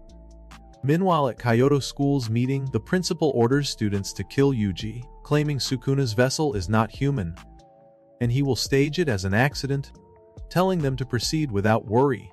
But Todo seems furious about this, cursing before storming out. Dorito immediately stopped Todo because the principal had not finished speaking yet, but Todo was still furious and said his idol's show was about to air, so he had to go watch it. Then he added that he had been disappointed in their taste in women for a long time, so they could discuss whatever tactics they wanted, but if they dared to order him around, he swore he would eliminate them all without caring who they were. So the group had to discuss tactics without Todo. Noritoshi planned for all Kyoto School students to attack simultaneously. Yuji, Momo worried it would be dangerous if Toge went with Yuji, because his cursed speech could take everyone down with one phrase. But Noritoshi said he already knew the technique, so it wasn't much of a concern. As for Miwa, she seemed reluctant to join this deadly mission. The blindfolded teacher spoke with Yudaheim. He suspected someone at school was conspiring, connected to the cursed monk or the curse. Hearing this, Yudaheim was utterly shocked. Then he asked her to help investigate the traitor. She immediately asked what if she was the traitor. He instantly dismissed that idea because he thought someone as weak as her could never be brave enough to be a traitor. She turned red with anger and threw her tea at him. All the Tokyo School students were now ready for the competition with full confidence in their victory, but Yuji got kicked by Meiki for daring to act like a leader in front of his seniors. And so the competition officially began. Both schools charged straight into the forest. The Tokyo team spotted a cursed spirit. Just as they were about to exorcise it, Todo appeared and challenged them all to fight him. Yuji immediately flew in with a knee strike to his face. The other students quickly split into two groups, leaving Todo behind for Yuji to handle. This was actually their plan all along. Use Yuji to hold Todo back, the one everyone considers a monster. While the rest of us will go purify the cursed spirits. Todo flies in and punches Yuji, a punch so strong it pierces through the cursed spirit, sending Yuji crashing into a tree, leaving him pale-faced from the sheer force of the punch. He thinks if it were not for that cursed spirit earlier, he might have been done for. Not only that, Todo keeps relentlessly attacking, hit you in the head so brutally, thought you were done for, but knew you were still tough as nails and got up cursing up a storm, saying how hitting someone in the head like that, what if they end up brain damaged? This made Todo extremely amused, and he asked about your taste in women. You thought the question was weird, but still answered enthusiastically. You said your type is tall with a big butt, like actress Jennifer Lawrence. Hearing this perfectly reasonable answer that matched his own taste, Todo immediately imagined fictional stories, fantastical tales with Yuji, a vision where he and Yuji become comrades. Reading magazines together on the rooftop during breaks, after every class, even when he fails at confessing his feelings, his comrade Yuji would warmly comfort him. The thought brought tears to his eyes, declaring Yuji as his sworn brother. Suddenly Mai appears and unleashes cursed energy at Yuji. Miwa also appeared and launched a fierce attack at Yuji. Then all the students from Kyoto School appeared at the same time, and also prepared to attack Yuji aggressively, making Yuji realize they were actually trying to take him out. Seeing this, Todo immediately used his technique to swap Yuji and Noritoshi's positions, and warned that anyone who dares to stand in his way. This shocked Noritoshi completely. He had no idea what just happened, because Noritoshi never knew about Todo's technique. So the group reluctantly left and handed the matter over for Todo to handle. This made Miwa visibly pleased because she didn't have to act anymore, while Yuji felt confused since they all wanted to take him down but ended up arguing. Meanwhile, on the leader's side, Panda was currently discussing the strange movements of the Kyoto students, because the leader sensed them suddenly moving together right after they separated from Yuji. So the leader thought they were planning to take him out. However, the leader didn't sense any hostility from them. So the leader figured they were just following orders from the principal. So the leader assigned Toj to handle finding the cursed spirits, because if the competition ends it would also prevent Yuji from being eliminated, while the leader and Nobara would go check if Yuji was safe. Megumi and Meki also realized this, so they both decided to go back and save Yuji, because Sister Maki believes winning the competition. If teammates are lost, then it means nothing. Momo, right now, she is scanning the sky for cursed spirits, as this is the task assigned to her by the team. While focused on searching, she gets ambushed by Megumi's divine dog, attacked, while Megumi and Sister Maki launch a surprise assault. Suddenly, the other students, Panda and Nobara, wander around and discover Momo frozen on a tree, because the girl was paralyzed by the electric shock from the night jar. Yuji and Todo were exchanging intense moves. Even though injured, Yuji showed no sign of being inferior to the monster Todo. He suddenly vanished and reappeared to punch Todo, a very powerful punch that made Todo tremble with excitement because his comrade was so impressive. But Todo felt that the cursed energy Yuji used did not match the timing of the attack, so he said this was wrong, and Todo, screaming so loudly the entire forest could hear. Maki heard Todo's voice, so she vaguely realized why Yuji was still alive. She also wondered why Mi was separated from her team. Perhaps she didn't want her team to know her technique. She apologized about what happened with Yuji. She said she was different from the others. She just wanted to win this competition. Moreover, students who perform well in the competition will get noticed and recommended by the teachers, so the chance of promotion is very high. Originally, her family was very poor. She also has 2 younger siblings, so she wants to quickly become independent and earn a lot of money. Maki feels she is a very kind person, so she wonders if someone that kind could be close with little May or not, and now she is ready to fight her. Todoro says the ultimate mirror palace fist that Yuji uses has too weak of a follow-through after the attack, so if you are satisfied with such weak techniques, you will never defeat him. Then he asked Yuji if he was content with that weakness. Yuji immediately rejected that weakness. Hearing such a reasonable answer, Todoro confirmed Yugi was truly his comrade. The hand can't move faster than the eye. One trains the eye to see through flaws. Only then can the hands create true works of art. This concept applies to many fields, including the sorcerer.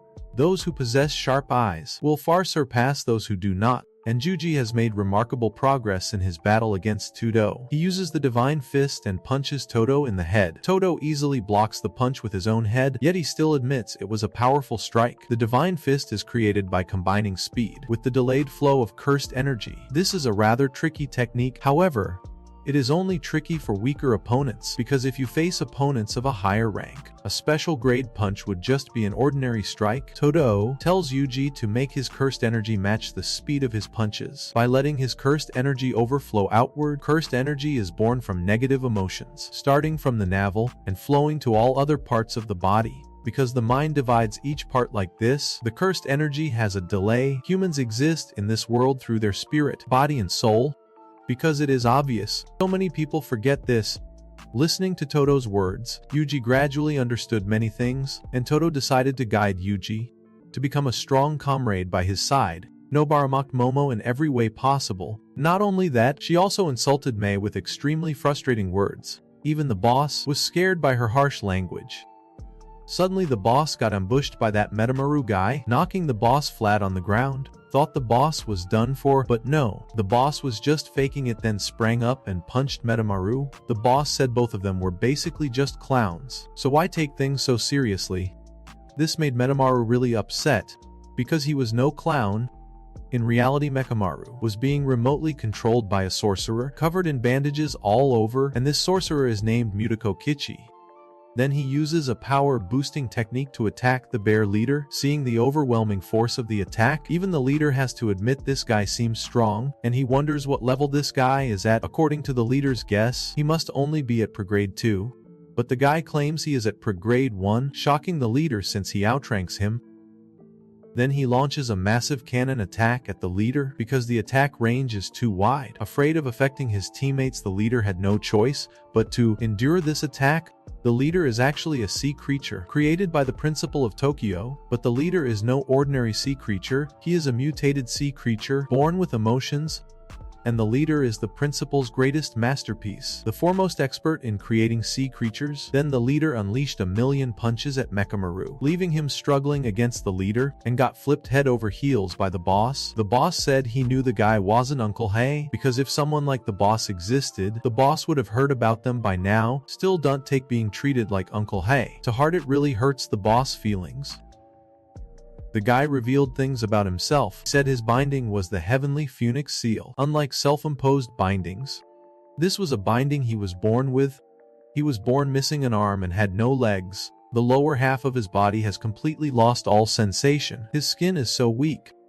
Even moonlight is unbearable. His pores feel like they are being pierced by needles. In exchange, he gained an immense amount of cursed energy, and he possesses long-range techniques. Yet, despite this power, he despises it. He claims he would trade everything just to have a healthy body again. That is why a mere child who can walk freely under the sun makes him utterly enraged. After speaking, he unleashed his ultimate cannon attack. The sheer force of the attack was terrifying. Big Bro feared the attack's range would harm Nobara, so Big Bro chose to take the full brunt of the attack. After Big Bro was hit, Mekamaru turned his back and left. He even said someone like Big Bro did not deserve the concept of passing, but Big Bro did not pass at all. Instead, Big Bro transformed from a panda into a gorilla bear. Then Big Bro smashed him so hard his right arm was wrecked. The principal once said, Big Bro has an older martial brother and sister, and they exist inside Big Bro's body. Uncle Hai originally had one core in his body, like an animal's heart. But Big Bro's body has 3 cores. Every time he transforms, Big Bro switches that core. Big Bro's martial brother is a gorilla with power for quick decisive battles. Big Bro's martial sister is very timid. Her core was hit during the first sneak attack. The boss's core was already exhausted from the previous hit, so all the boss had left at this point was the gorilla. Then the gorilla and Mekamaru leaped into a life or death battle with each other. They fought dramatically on the rooftop. Mekamaru unleashed a series of attacks, but the gorilla was too fierce and powerful, so Mekamaru seized the rare chance to flee. One Mekamaru used a roof tile to distract the gorilla. then boosted his own speed, circled behind the gorilla, and struck at the spot where the most cursed energy was concentrated. The gorilla, and that is the core of the gorilla, thought that was the end of the gorilla. Little did I know it was all a trap set by the gorilla. The gorilla created a fake core by focusing all its power in one spot. So the gorilla smashed Mechamaru and took out his arm. Big Bro says, even though I am a clown, I have never envied humans. Humans are sometimes decisive, sometimes hesitant. Sometimes they risk their lives to strive. Big Bro can never understand them, but the boss likes them because they have qualities that he does not possess. However, those who suffer are not always right, and the boss said he is not his enemy either. He also said if he has any wishes, the boss would be willing to help.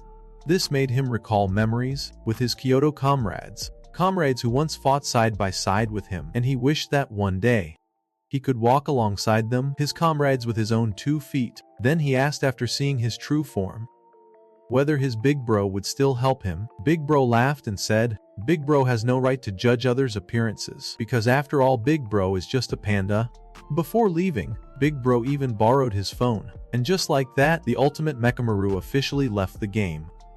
While fighting with Maki, little Maiwa realized Maki was insanely strong, far from what she had imagined, because she had heard Mai say Maki was weak, so weak she could not even see curses on her own, only knew how to fight using cursed tools, a sorcerer stuck at grade 4 with no hope of promotion. But when she actually faced Maki, Maiwa's face turned even paler than the color of her own hair. Though Maki was only a grade 4 sorcerer, Maiwa thought Maki could easily beat a grade 2 curse to a pulp. The technique is incredibly refined, can effortlessly swing a spear in such an obstacle-filled terrain. Unwilling to accept being at a disadvantage, Maiwa immediately activates the Shin on Ryu domain expansion, determined to settle the score with Maki. Maiwa's simplified domain will automatically attack anyone who enters her domain with a radius of 2.21 meters. However, if the caster's feet leave their initial position, then the domain will be dismantled. Not only that, she also used the blade deflection technique, a technique specifically designed for direct attacks, the fastest technique of the new Shadow style, using cursed energy to envelop the blade, increasing the blade's speed while still sheathed. Maki noticed Meiwa's shady move,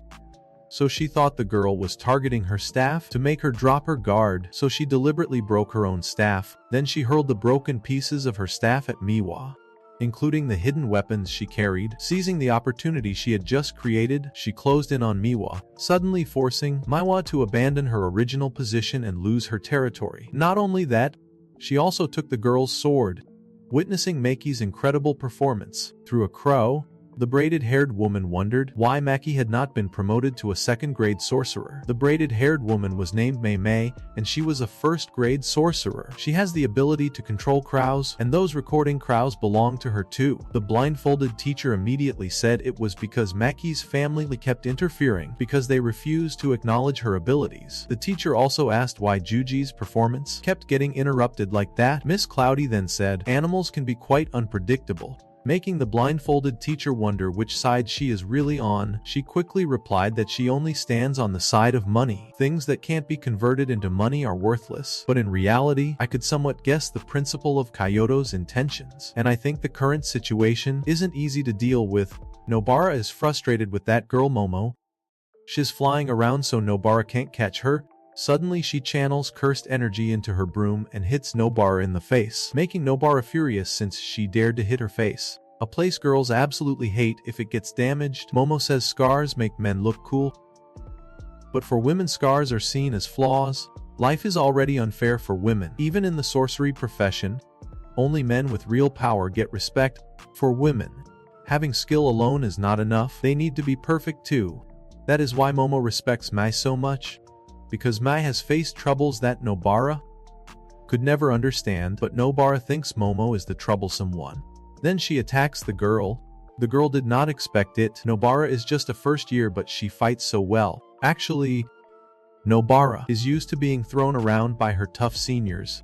Momo hesitates because she does not dare to attack at full strength. In reality, she fears Toge's abilities. Noritoki did suggest a way to counter Toge. Just protect from the ears to the brain with cursed energy and anticipate the timing of his cursed speech. Then there is nothing to fear. But the problem is not knowing when Toge will appear, so she still has to stay extremely alert. Meanwhile, Nobara kept attacking relentlessly, but all her strikes missed and got stuck in nearby trees. Momo continued talking about Mei, about the struggles she faced within her clan. The Zinnin clan is one of the 3 most powerful families, an elite clan that values perfection above all. Anyone who cannot inherit the clan's hereditary techniques is considered worthless. For women, it is even more difficult. From the very beginning, they are not even given equal footing, still has to submit. That clan is truly something Mei deserves admiration for, so I advise Nobara to use that head of yours to stop mistaking a cursed spirit for a friend. Instead, think about what little Mei had to endure. Hearing Momo's words makes Nobara very angry, believing that not every unfortunate person deserves forgiveness, and the luckier ones must endure slander. Little Mei and sister Maki may share the same educational background, but they are worlds apart, so she deeply admires sister Maki. As for little Mei, she absolutely despised her. She angrily asked if the girl even knew Suji, or what kind of person she was. After saying that, she activated the Soul Link Curse technique, causing the entire area to explode violently. Momo realized this was the reason she had missed throwing those nails at the trees earlier. Then she went flying through the air. Nobara quickly hammered a nail into a tree as a platform, stepping on it to grab some strands from Momo's broom. Then she used resonance. Meanwhile, she also talked about how gender does not matter. As long as you are happy, just freely do what you enjoy, and what she enjoys is pushing herself to become stronger. The technique activated, sending Momo crashing to the ground, because if she used a real hammer, Momo would be done for, so Nobara pulled out a toy hammer and repeatedly smashed it into Momo's face. But suddenly a bullet came flying, sending Nobara flying back unconscious. And that was all because of that little Mei. The little one told Momo not to worry, because they were just rubber bullets. She also informed Momo that Mekamaru had been eliminated, so she advised Momo to get out of there quickly before Panda Senpai returns. Suddenly Maki appears by the tree nearby, and both point their sword and gun at each other ready for a fight. Maki is ranked 4th, but in reality she is very strong because her clan refuses to acknowledge her true strength, so they tried every way to bring her down, because they refuse to acknowledge someone they had rejected. But if she performs well in this exchange event, the teachers will take notice, so even if the Zinnin clan wants to suppress her, they won't succeed. That is why Nobara wants Yuji and everyone to give their all to win. In this exchange event, Mai immediately fired the first shot, but Maki swiftly sliced it in half with her sword. Mai kept firing more shots, but she still could not hit her sister, and her sister easily closed the distance and kicked her. The younger sister remembered the past. Since childhood, Meki had always been a strong girl, even though she was looked down upon by the clan because she could not see curses, but she remained fearless and always looked toward the future. One day Maki confronted the head of the Zinnin clan.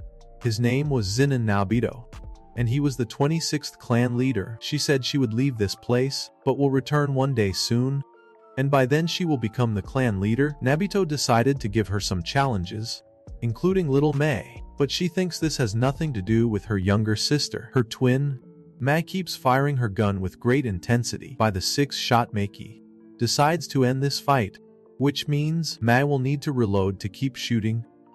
But in reality Mei had hidden her abilities from Maki and used her cursed energy to create another bullet to keep firing. Creating a physical object that does not vanish after the technique is extremely taxing on her cursed energy and even puts strain on her body, so Mei's current limit is only 1 bullet per day. Thinking she had victory in her grasp, she was shocked when Meki effortlessly caught the bullet barehanded. This frustrated and angered Mei, so she kept attacking Meki, but was quickly overwhelmed by Meki. In truth, Mei knew Meki was incredibly talented, a talent she herself did not possess. Even though Meki could not see curses, she had an extraordinary physical ability, a talent the Zinnin clan refused to acknowledge. Mei said she never truly wanted to be a sorcerer, only because Maki tried so hard she felt forced to try as well. She resigned herself to a miserable life at home, so she resented Meki for not enduring the hardship alongside her, but Meki said if she did that she would hate herself.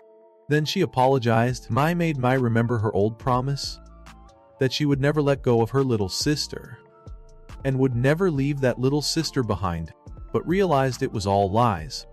So it made Mai hate her even more. So Mai and Nobara officially left the game. Little Miwa was now turned to stone because she was sad her sword was taken by Meki. Without her sword, she can no longer fight. Suddenly she gets a call from Mekamaru. The voice on the phone says. Then she suddenly falls asleep. Turns out the caller was Toge. And this phone was borrowed from Mekamaru by the bear leader, who gave it to him along with the guy's severed arm to unlock something. Toge senses something very strange around him. Meanwhile, Megumi is being attacked by Noritoshi. He unleashed a fierce attack with his bow and arrows, but Megumi's divine toads caught every single arrow. Noritoshi's technique was the blood manipulation art, so when Megumi broke the arrows, blood splattered.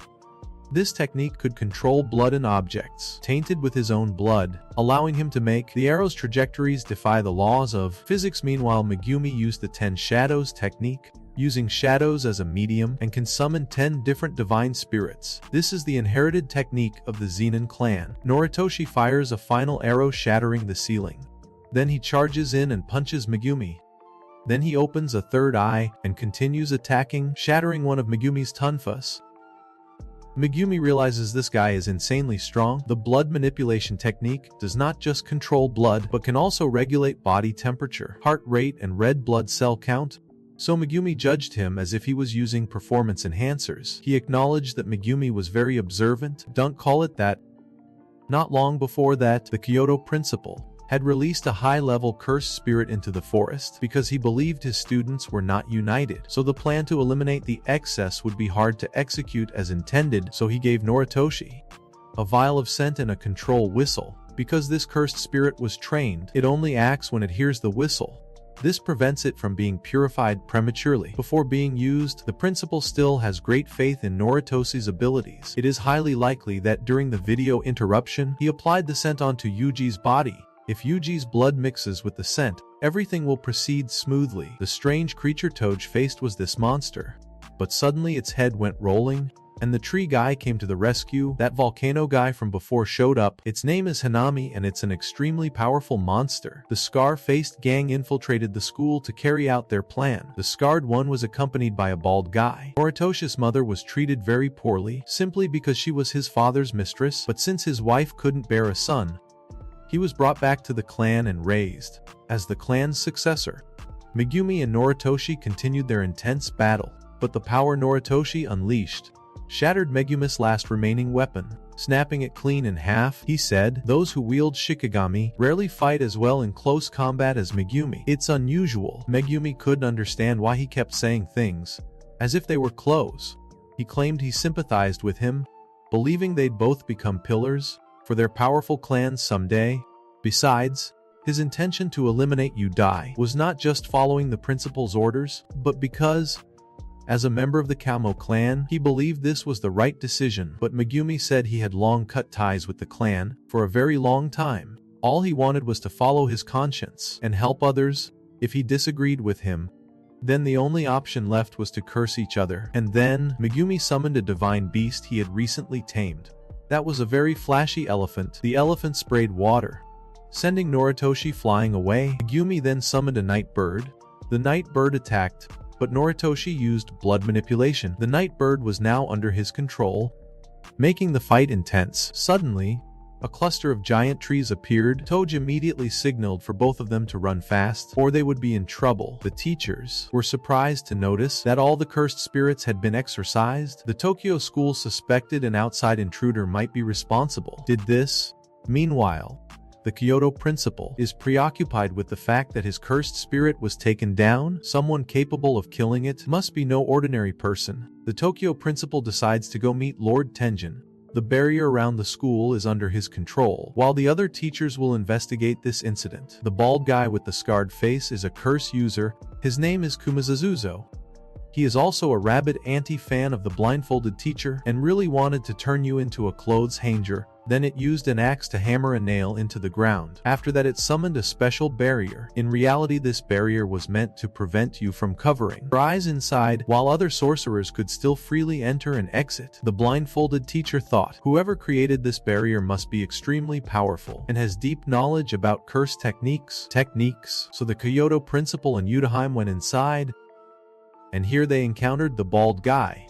The principal sensed the dark energy. The aura of the curtain was terrifying, so he believed the true master of the curtain was not him. He was also not someone to be taken lightly. Seeing how arrogant the bald guy seemed, the principal decided to confront him directly, while Yutaheim would ensure the student's safety. On Megumi's side, the three of them were facing the tree man based on the blindfolded teacher's sketch. Megumi, thinking this might be the special grade cursed spirit that fought with Sensei. Megumi was about to call and inform Sensei when it suddenly attacked, so all three of them teamed up to fight it using some seriously impressive moves, but they barely gave the tree guy any trouble.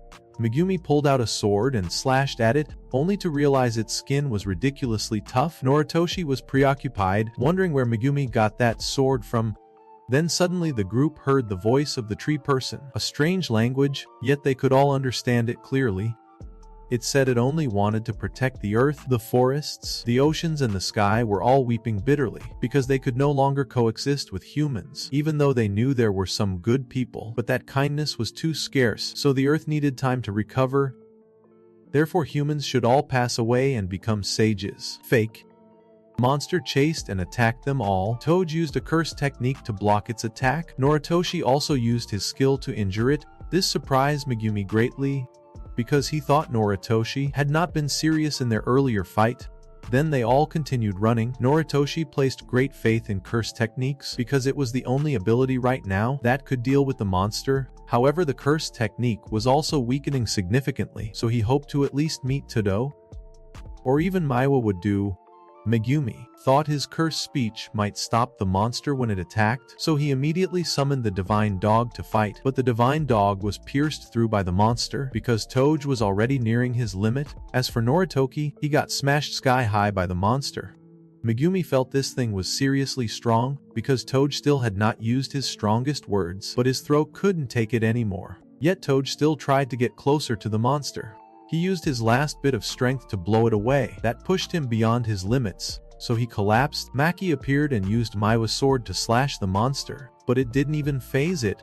Megumi also used his sword to strike the monster, and he realized its weak point was the tree on its eye. Megumi pulled out a U-cloud from the intermediate shadow and handed it to Maki. Cursed tools are also classified by different levels, just like sorcerers, and Playful Cloud is a special grade cursed tool, extremely powerful and highly valuable. Maki immediately used Playful Cloud to strike the monster, sending it flying far away. Except for Shikigami from expansion techniques, like the Divine Dog, which is a Shikigami fused from two others, Nu and Toad. The 10 original Shikigami of the 10 Shadows technique, it would not be able to appear again if it got taken down, but after that cursed spirit was defeated, its cursed technique and power remained, and were inherited by another cursed spirit, and that spirit is this dog. The dog lunges forward to attack the monster. With its iron claws, its sharp claws injure the monster's arm. Maki also charges in and slashes the monster with Megumi's sword. Seizing that opportunity, Megumi rushes in and strikes the monster with Divine Dog. Then the two sisters exchange weapons with each other. They coordinated and finished off the monster with a final strike. I thought it was done for, but no, a plant sprout appeared on Megumi's body, and her sister Maki was also suddenly attacked by the monster, leaving her injured. The plant sprout on Megumi's body was very dangerous. If he used his technique, it would dig deeper into his body.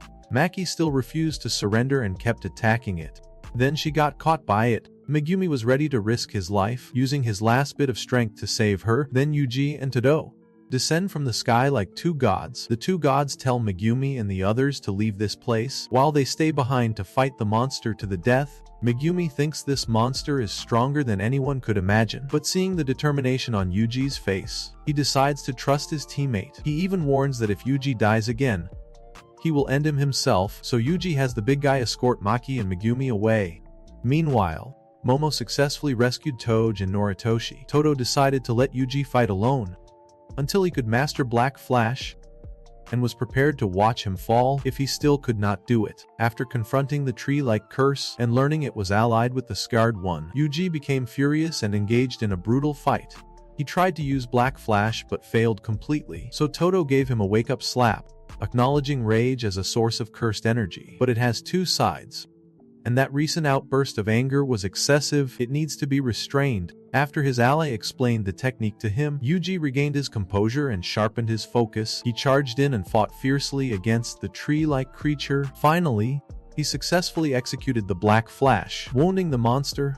forcing it to acknowledge his true strength. Though it could easily regenerate its body, its cursed energy had been significantly drained. Black Flash is a spatial distortion. When cursed energy is applied within a millionth of a second from the moment of impact, the power of the strike is roughly 2.5 times stronger than a normal attack. For sorcerers who have used Black Flash and those who haven't, there is a huge gap in cursed energy, and Yuji just experienced that firsthand. So from this moment on, Todo will fight alongside his comrade.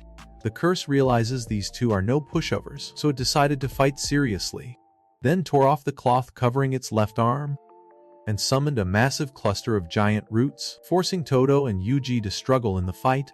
Todo figured the creature's attack range had expanded, but in exchange its speed and strength would decrease, so both planned to charge in and finish it off, but the roots suddenly vanished, making both fall freely, giving the creature a perfect chance to strike, but both quickly kicked each other's legs to dodge that attack. Each of them felt something strange, a feeling of intense excitement. Scarface once advised him, even if he knew the reason he was fighting, he should still enjoy the thrill of battle, and Scarface knew the tree guy was actually much stronger. The three of them kept fighting fiercely on the ground. The tree guy now truly felt the excitement of a real fight, and he was loving every second of it. Todo decided it was the right time to use his technique. Back in 3rd grade, he beat up a high schooler for looking down on him, but he felt that beating up a boring guy was not fun at all. Truly, life was unbearably dull. Then a woman appeared, praising his fighting skills, and even asked about his taste in women. That was when he started feeling life has become less boring. Before using his technique, Todo advises Yuji not to stop and to trust him. Then he analyzes every possible scenario, from all the moves the monster has ever used, as well as the techniques it is about to use, with his brain boasting an IQ of 530,000. Finally, he makes a declaration that he will win this battle decisively, because by his side now is also his comrade of 10 years. So you charged straight at the monster for a real attack, but after just a few steps, the monster grabbed your leg and flung you straight into the waiting thorns. The monster thought it had finished off one guy. Little did it know the one impaled by those thorns was itself, while the one who took Yuji's punch was actually Todo, because Todo's technique is swapping positions. This is his innate technique, called Boogie Woogie. You'd used it once before with Yuji and Noritoshi, but you didn't let Yuji reveal that you could swap others. With this relentless swapping technique, thinking alongside Todo, they relentlessly pounded the monster, leaving it no chance to react, so it got hit by both without missing a single strike, making it impossible for it to escape. In this helpless situation, dwelling, as he prepared to use Black Flash, he recalled Nanimus words, the one who holds the record of 4 consecutive Black Flashes. He believes that once Black Flash is unleashed, the sorcerer enters a state similar to the Zone Athlete's experience. He humbly insists his 4 consecutive Black Flashes were just luck. Then Yuji executes Black Flash 3 times in a row, leaving the curse stunned.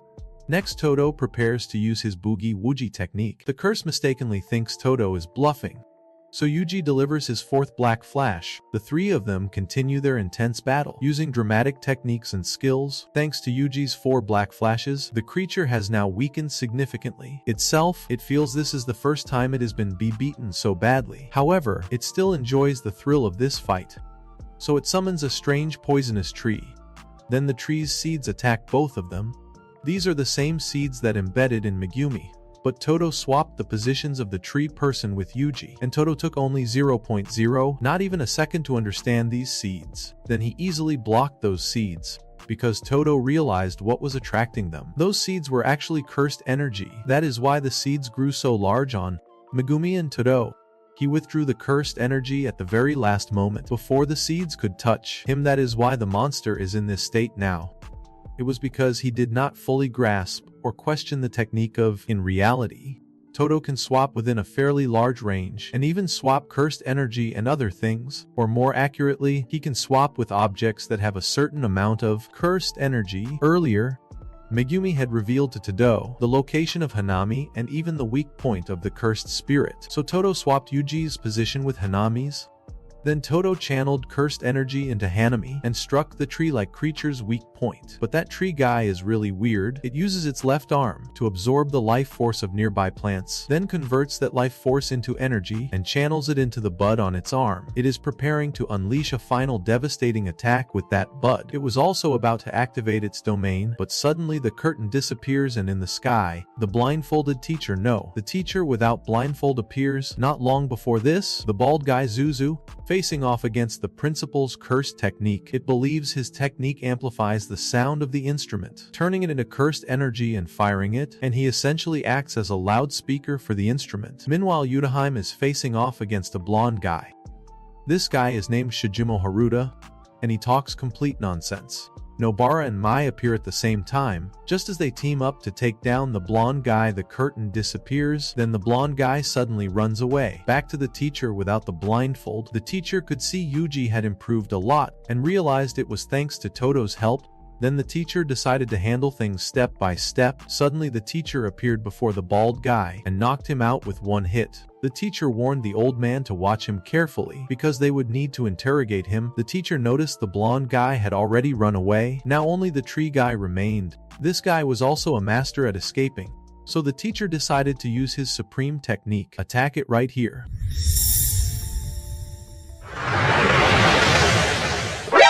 NANI?!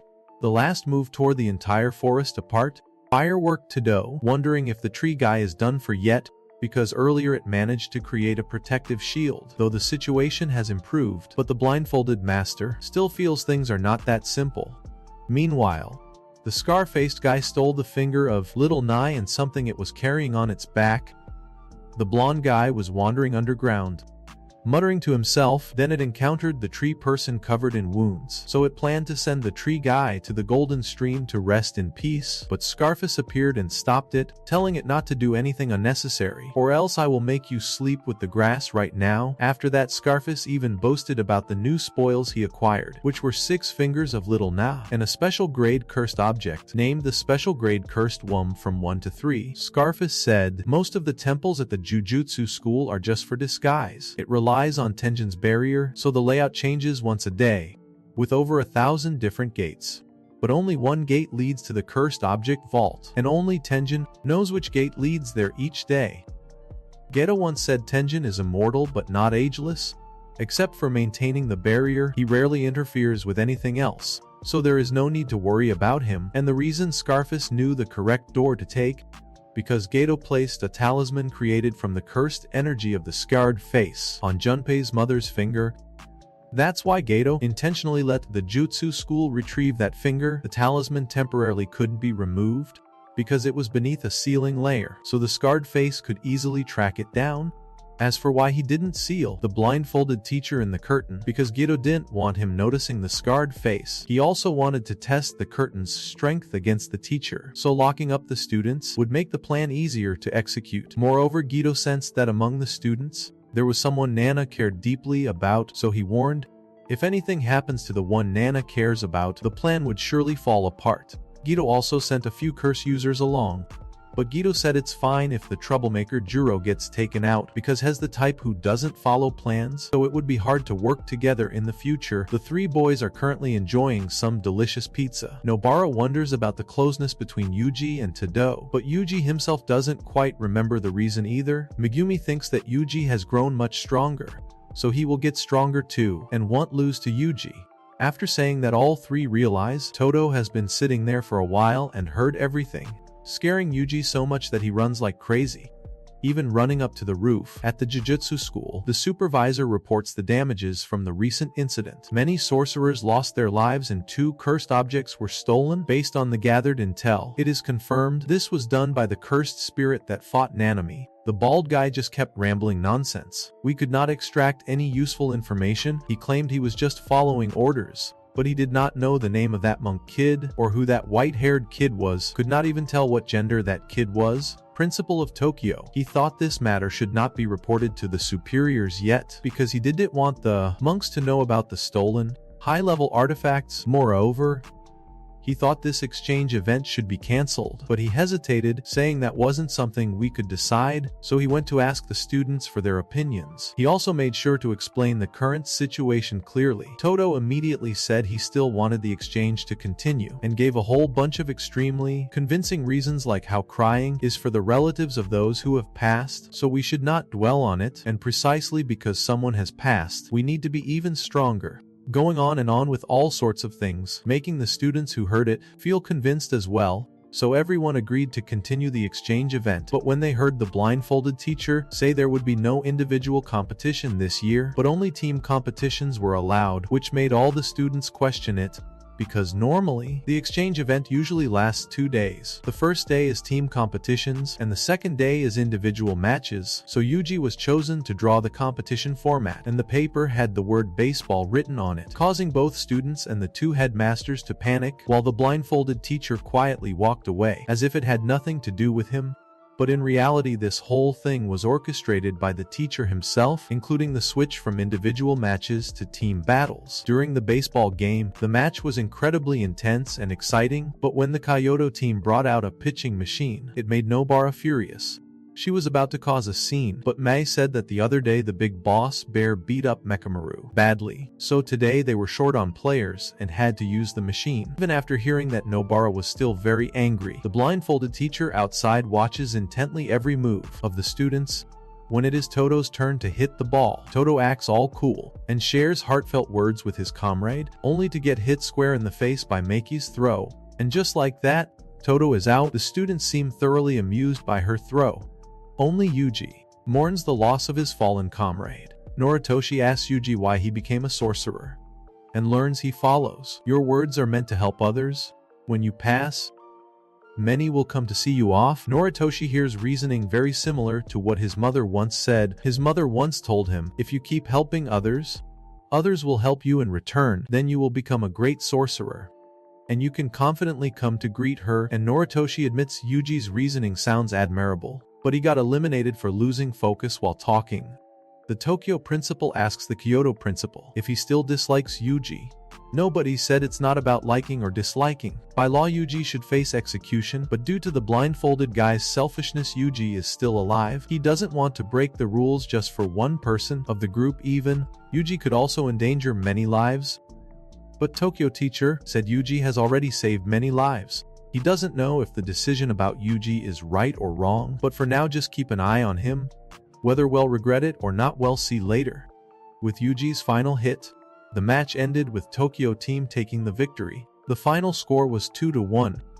The guy was complaining to the building manager about an automatic door that would not close when a cursed spirit appeared behind him. The supervisor presented a report on these 3 mysterious incidents. All 3 had the same manner of passing, all were found near automatic doors, and all had complained to managers about malfunctioning automatic doors. However, the locations and times of their passing were all different, so they were not sure if it was caused by the same entity or not. But what was more unusual was that all 3 had attended the same high school, so they decided to visit their high school to investigate further. Alright, let me introduce our supervisor. Her name is Nita Akari. They arrived at the school. Nobara spotted 2 students. She thought they looked like troublemakers and suggested giving them a beating to teach them a lesson. They heard it and got really angry, but suddenly their faces turned pale and they became very compliant, making Nobara and Yuji think it was because they were cool, but it turned out it was because of Megumi. And Megumi used to study at this school. He was also the senior of those 2 troublemakers. In the past, Megumi was very aggressive and would beat up anyone he met. Half of the delinquents here had been beaten up by Megumi. Because of his reputation, a somewhat infamous one, even the teacher recognized you the moment he saw you. The teacher said those students had passed away. He has been teaching here for 20 years. Though not as rowdy as Megumi, he still remembers them clearly. There were 4 in their group. One of them recently passed away too, in the same manner as the other 3. These 4 used to visit Yasuhachi Bridge at midnight to play railroad track jumping. That bridge is a famous spiritual hotspot in this area, and it was called the Sacred Site of Despair. One day while playing there, they never returned home, and the next day people found them unconscious beneath the bridge, but when questioned they remembered nothing. Meanwhile, The scarred ones were testing hosts for the creature, the recently stolen nine-faced artifact, so the scarred ones captured a man and forced him to swallow. The creature and a spirit beast were formed. As for the investigation team, they had arrived at the bridge to investigate the incident, but the investigation was so tedious it made them yawn, yet they still couldn't find any leads, so the group stopped in front of a supermarket to discuss their plan. Suddenly Megumus Jr. brought an old classmate to see him. The girl said she had also visited that bridge before and had also experienced issues with the automatic door that had happened a week ago. So when she heard Megumi investigating this made her feel very anxious. Megumi realized the 4 victims took about 2 weeks before the incident occurred, so there was still time to intervene. However, the group didn't tell her that her situation was connected to this, so they advised her to stay calm. She also revealed she went to the bridge with others, including Megumi's sister. After she left, Megumi's face darkened, but Megumi refused to say a single word about her sister to her 2 friends. He called the supervisor to ask for protection for his sister. Right now, the only supervisors left are 2 second-grade sorcerers. They do not know the level of the threat this time, so they warned Megumi to be cautious and retreat if he encounters danger, but to protect his sister, he did not want to wait. He needed to exorcise this cursed spirit immediately. He told his 2 friends to go home. He said he would go say goodbye to some acquaintances and come back later, so he quietly went to investigate under the bridge alone at night, because he didn't want his 2 friends to face danger, but his 2 friends quietly followed him, too worried to realize he was being tailed. Yuji said he didn't have to share everything, but at least he should trust his teammates, because we're friends. Hearing those words, he finally told them everything. He said his sister was in a coma, so she couldn't speak. So he had no idea when his sister might be taken from him. That's why he was desperate to break this curse right away. So all 3 of them made up their minds to investigate this matter together. As they crossed the river, they stepped inside the barrier and immediately spotted some cursed spirits. But then another one appeared, and this one looked terrifying. They realized this one wasn't connected to their mission, so Yuji volunteered to take it down. The other 2 will handle the rest of them. So Yuji fought the monster. He threw a million kicks and punches at it. It fought back and sprayed a lot of blood, but its blood was strange. It could corrode and melt anything it touched. Luckily, he was not hit by it. Meanwhile, Nobara and Megumi were still busy taking down the remaining monsters, but there were too many of them. They kept slashing but could not finish them off. Suddenly Nobara was dragged into a hole in the wall by someone. The creature Yuji was fighting also suddenly fled into it. Megumi told Yuji to chase after them to save Nobara. He could handle things here on his own. So Megumi continued tirelessly, cutting down each creature one by one, and his divine beast finished off the last creature. Megumi sighed in relief, thinking it was finally over. But no, the final creature now appeared, and this one had a form. It looks just like the one from the juvenile detention center back then. Megumi starts to wonder why the creature only recently started targeting those who were marked, and it suddenly hits him. The first incident started in June, and that was also when Naoya appeared. After being absorbed by the cursed spirit, Naoya's finger was suppressed until just this past June, when Naoya found a host in Yuji. The finger inside the cursed spirit was finally released. The cursed energy was released. Meanwhile, with Nobara, she encountered a guy who looked extremely creepy, making her so disgusted that her skin crawled. The creep said his purpose here was not to kill sorcerers, so if Nobara walked away he would spare her life.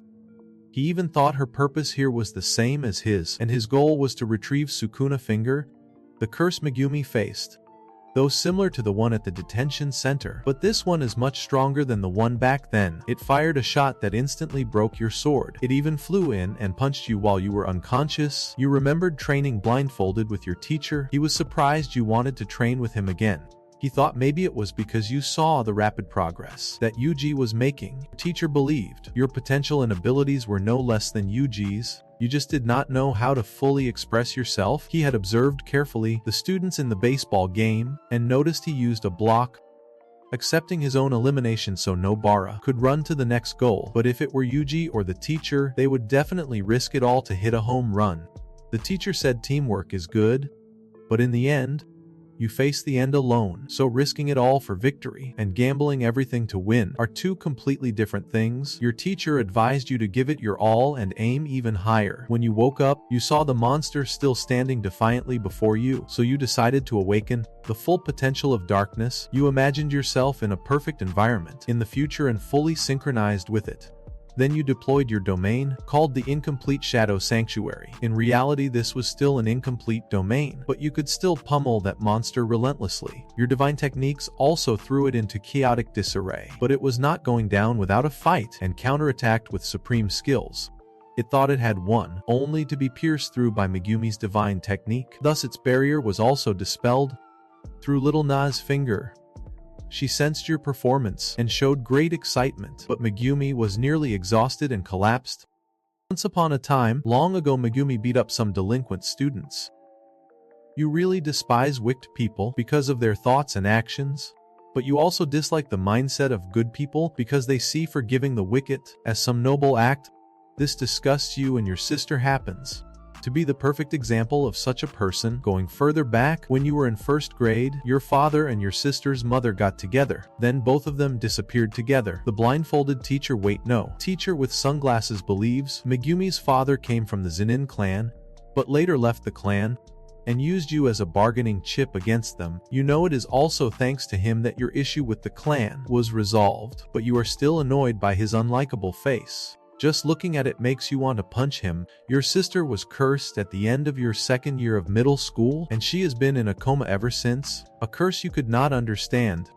The only thing you know is that you know nothing. You used to think your sister was annoying and hypocritical because she always said things you didn't want to hear, but in the end, you realize that thought was wrong, and what you wish for most now is for your sister to wake up. The creep notices Nad's finger has left the barrier, meaning the curse has been defeated.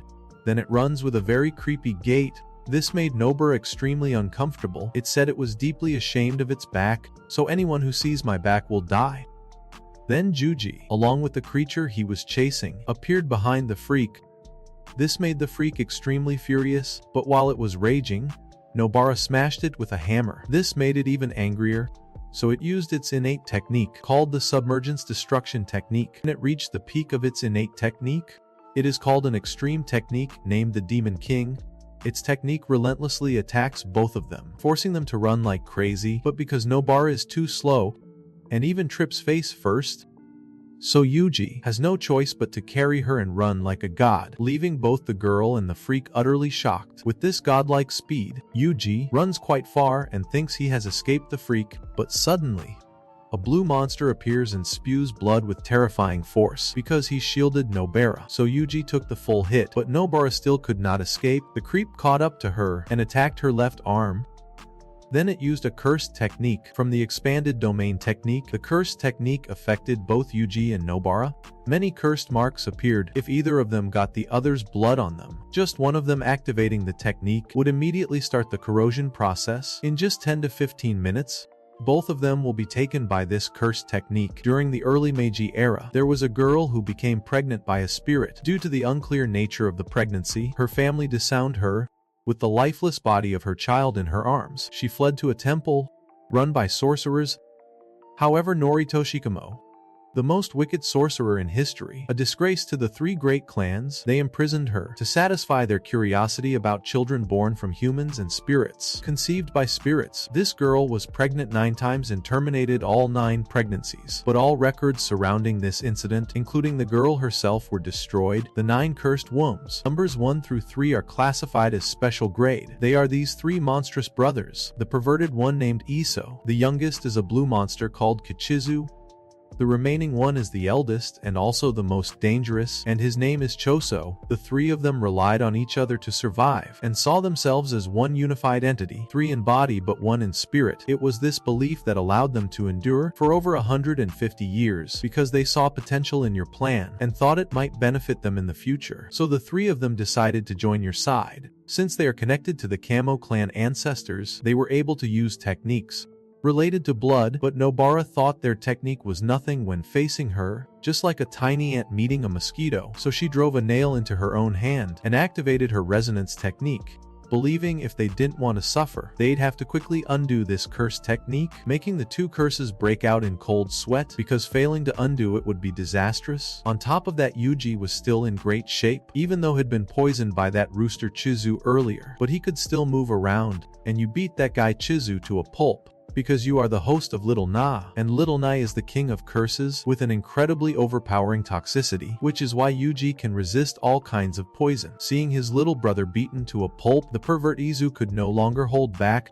Taking advantage of the chaos, Nobara added a few more nails to amplify the effect. Then Nobara turned to attack that guy Chizu, while Yuji switched to facing the pervert, trying to force it to dispel the technique, though the transformation hesitated and wavered, unsure whether to dispel it or not, deep down fearing its younger sibling would be harmed. It unconsciously dispelled the technique. Next, Nobara and Yuji teamed up, activating their dark technique together, severely injuring both monsters. Asox lost an arm completely, despite reinforcing its arm with cursed energy to block. Earlier, Chizu the rooster was already sprawled out, its teeth were all chipped and broken, but it refused to give up and lunged at Nobara.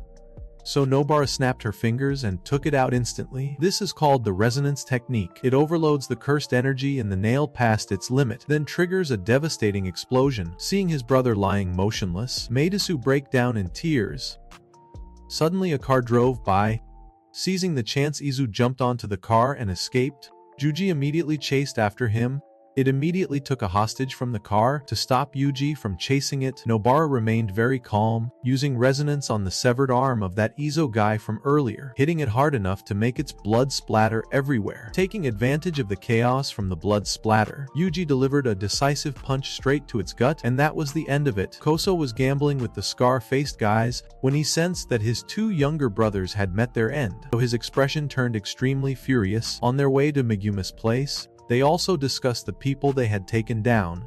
Yuji was really bothered by that Izo guy. He shed tears watching his brother get taken out right in front of him. Maybe you can't forget something like that. When they arrived, they were both sweating bullets. Seeing Megumi was done for, but because of their loud commotion, Megumi came back. Megumi saw Yuji as the strongest one left standing, so he handed baby Na's finger to Yuji for safekeeping and warned, "Don't you dare eat it." Since it was still unclear how many fingers Yuji could ingest, but Naoya was an opportunistic guy. He immediately swallowed the finger as Yuji was about to take it, leaving both of them utterly bewildered for days after the incident. Blindfolded teacher spoke on the phone with Yudaheim. He was full of pride and bragged that his students could defeat a special grade cursed spirit. Then they discussed some upcoming drinking plans. The teacher also worried about the mole, but refused to believe it could be one of his students. Then the teacher transferred money to Ims Mei and relied on her because she really loves money, so when the teacher sent her 10 million, she stood there grinning like she hit the jackpot. Megumi warned Nobara not to tell Yuji about the incident where Yuji swallowed the finger and activated the curse on the bridge was triggered, even though Yuji swallowed it to save Megumi. But Yuji probably would not accept this explanation. Meanwhile, Yuji told Little Na not to let Megumi knew about the incident involving the swallowed finger, which led to many lives being lost. Totoma's Mai nominated Fushiguro Megumi, Panda leader Kurosaki Nobara, Zenonmaki and Itadori Yuji. All 5 of them became first-grade sorcerers. For those wondering why Toge was not nominated, it is because he had already been nominated and is currently semi-first grade, and so concludes Season 1 of Jujutsu Kaisen. Thank you all for your support and for watching. Goodbye and see you all in Season 2.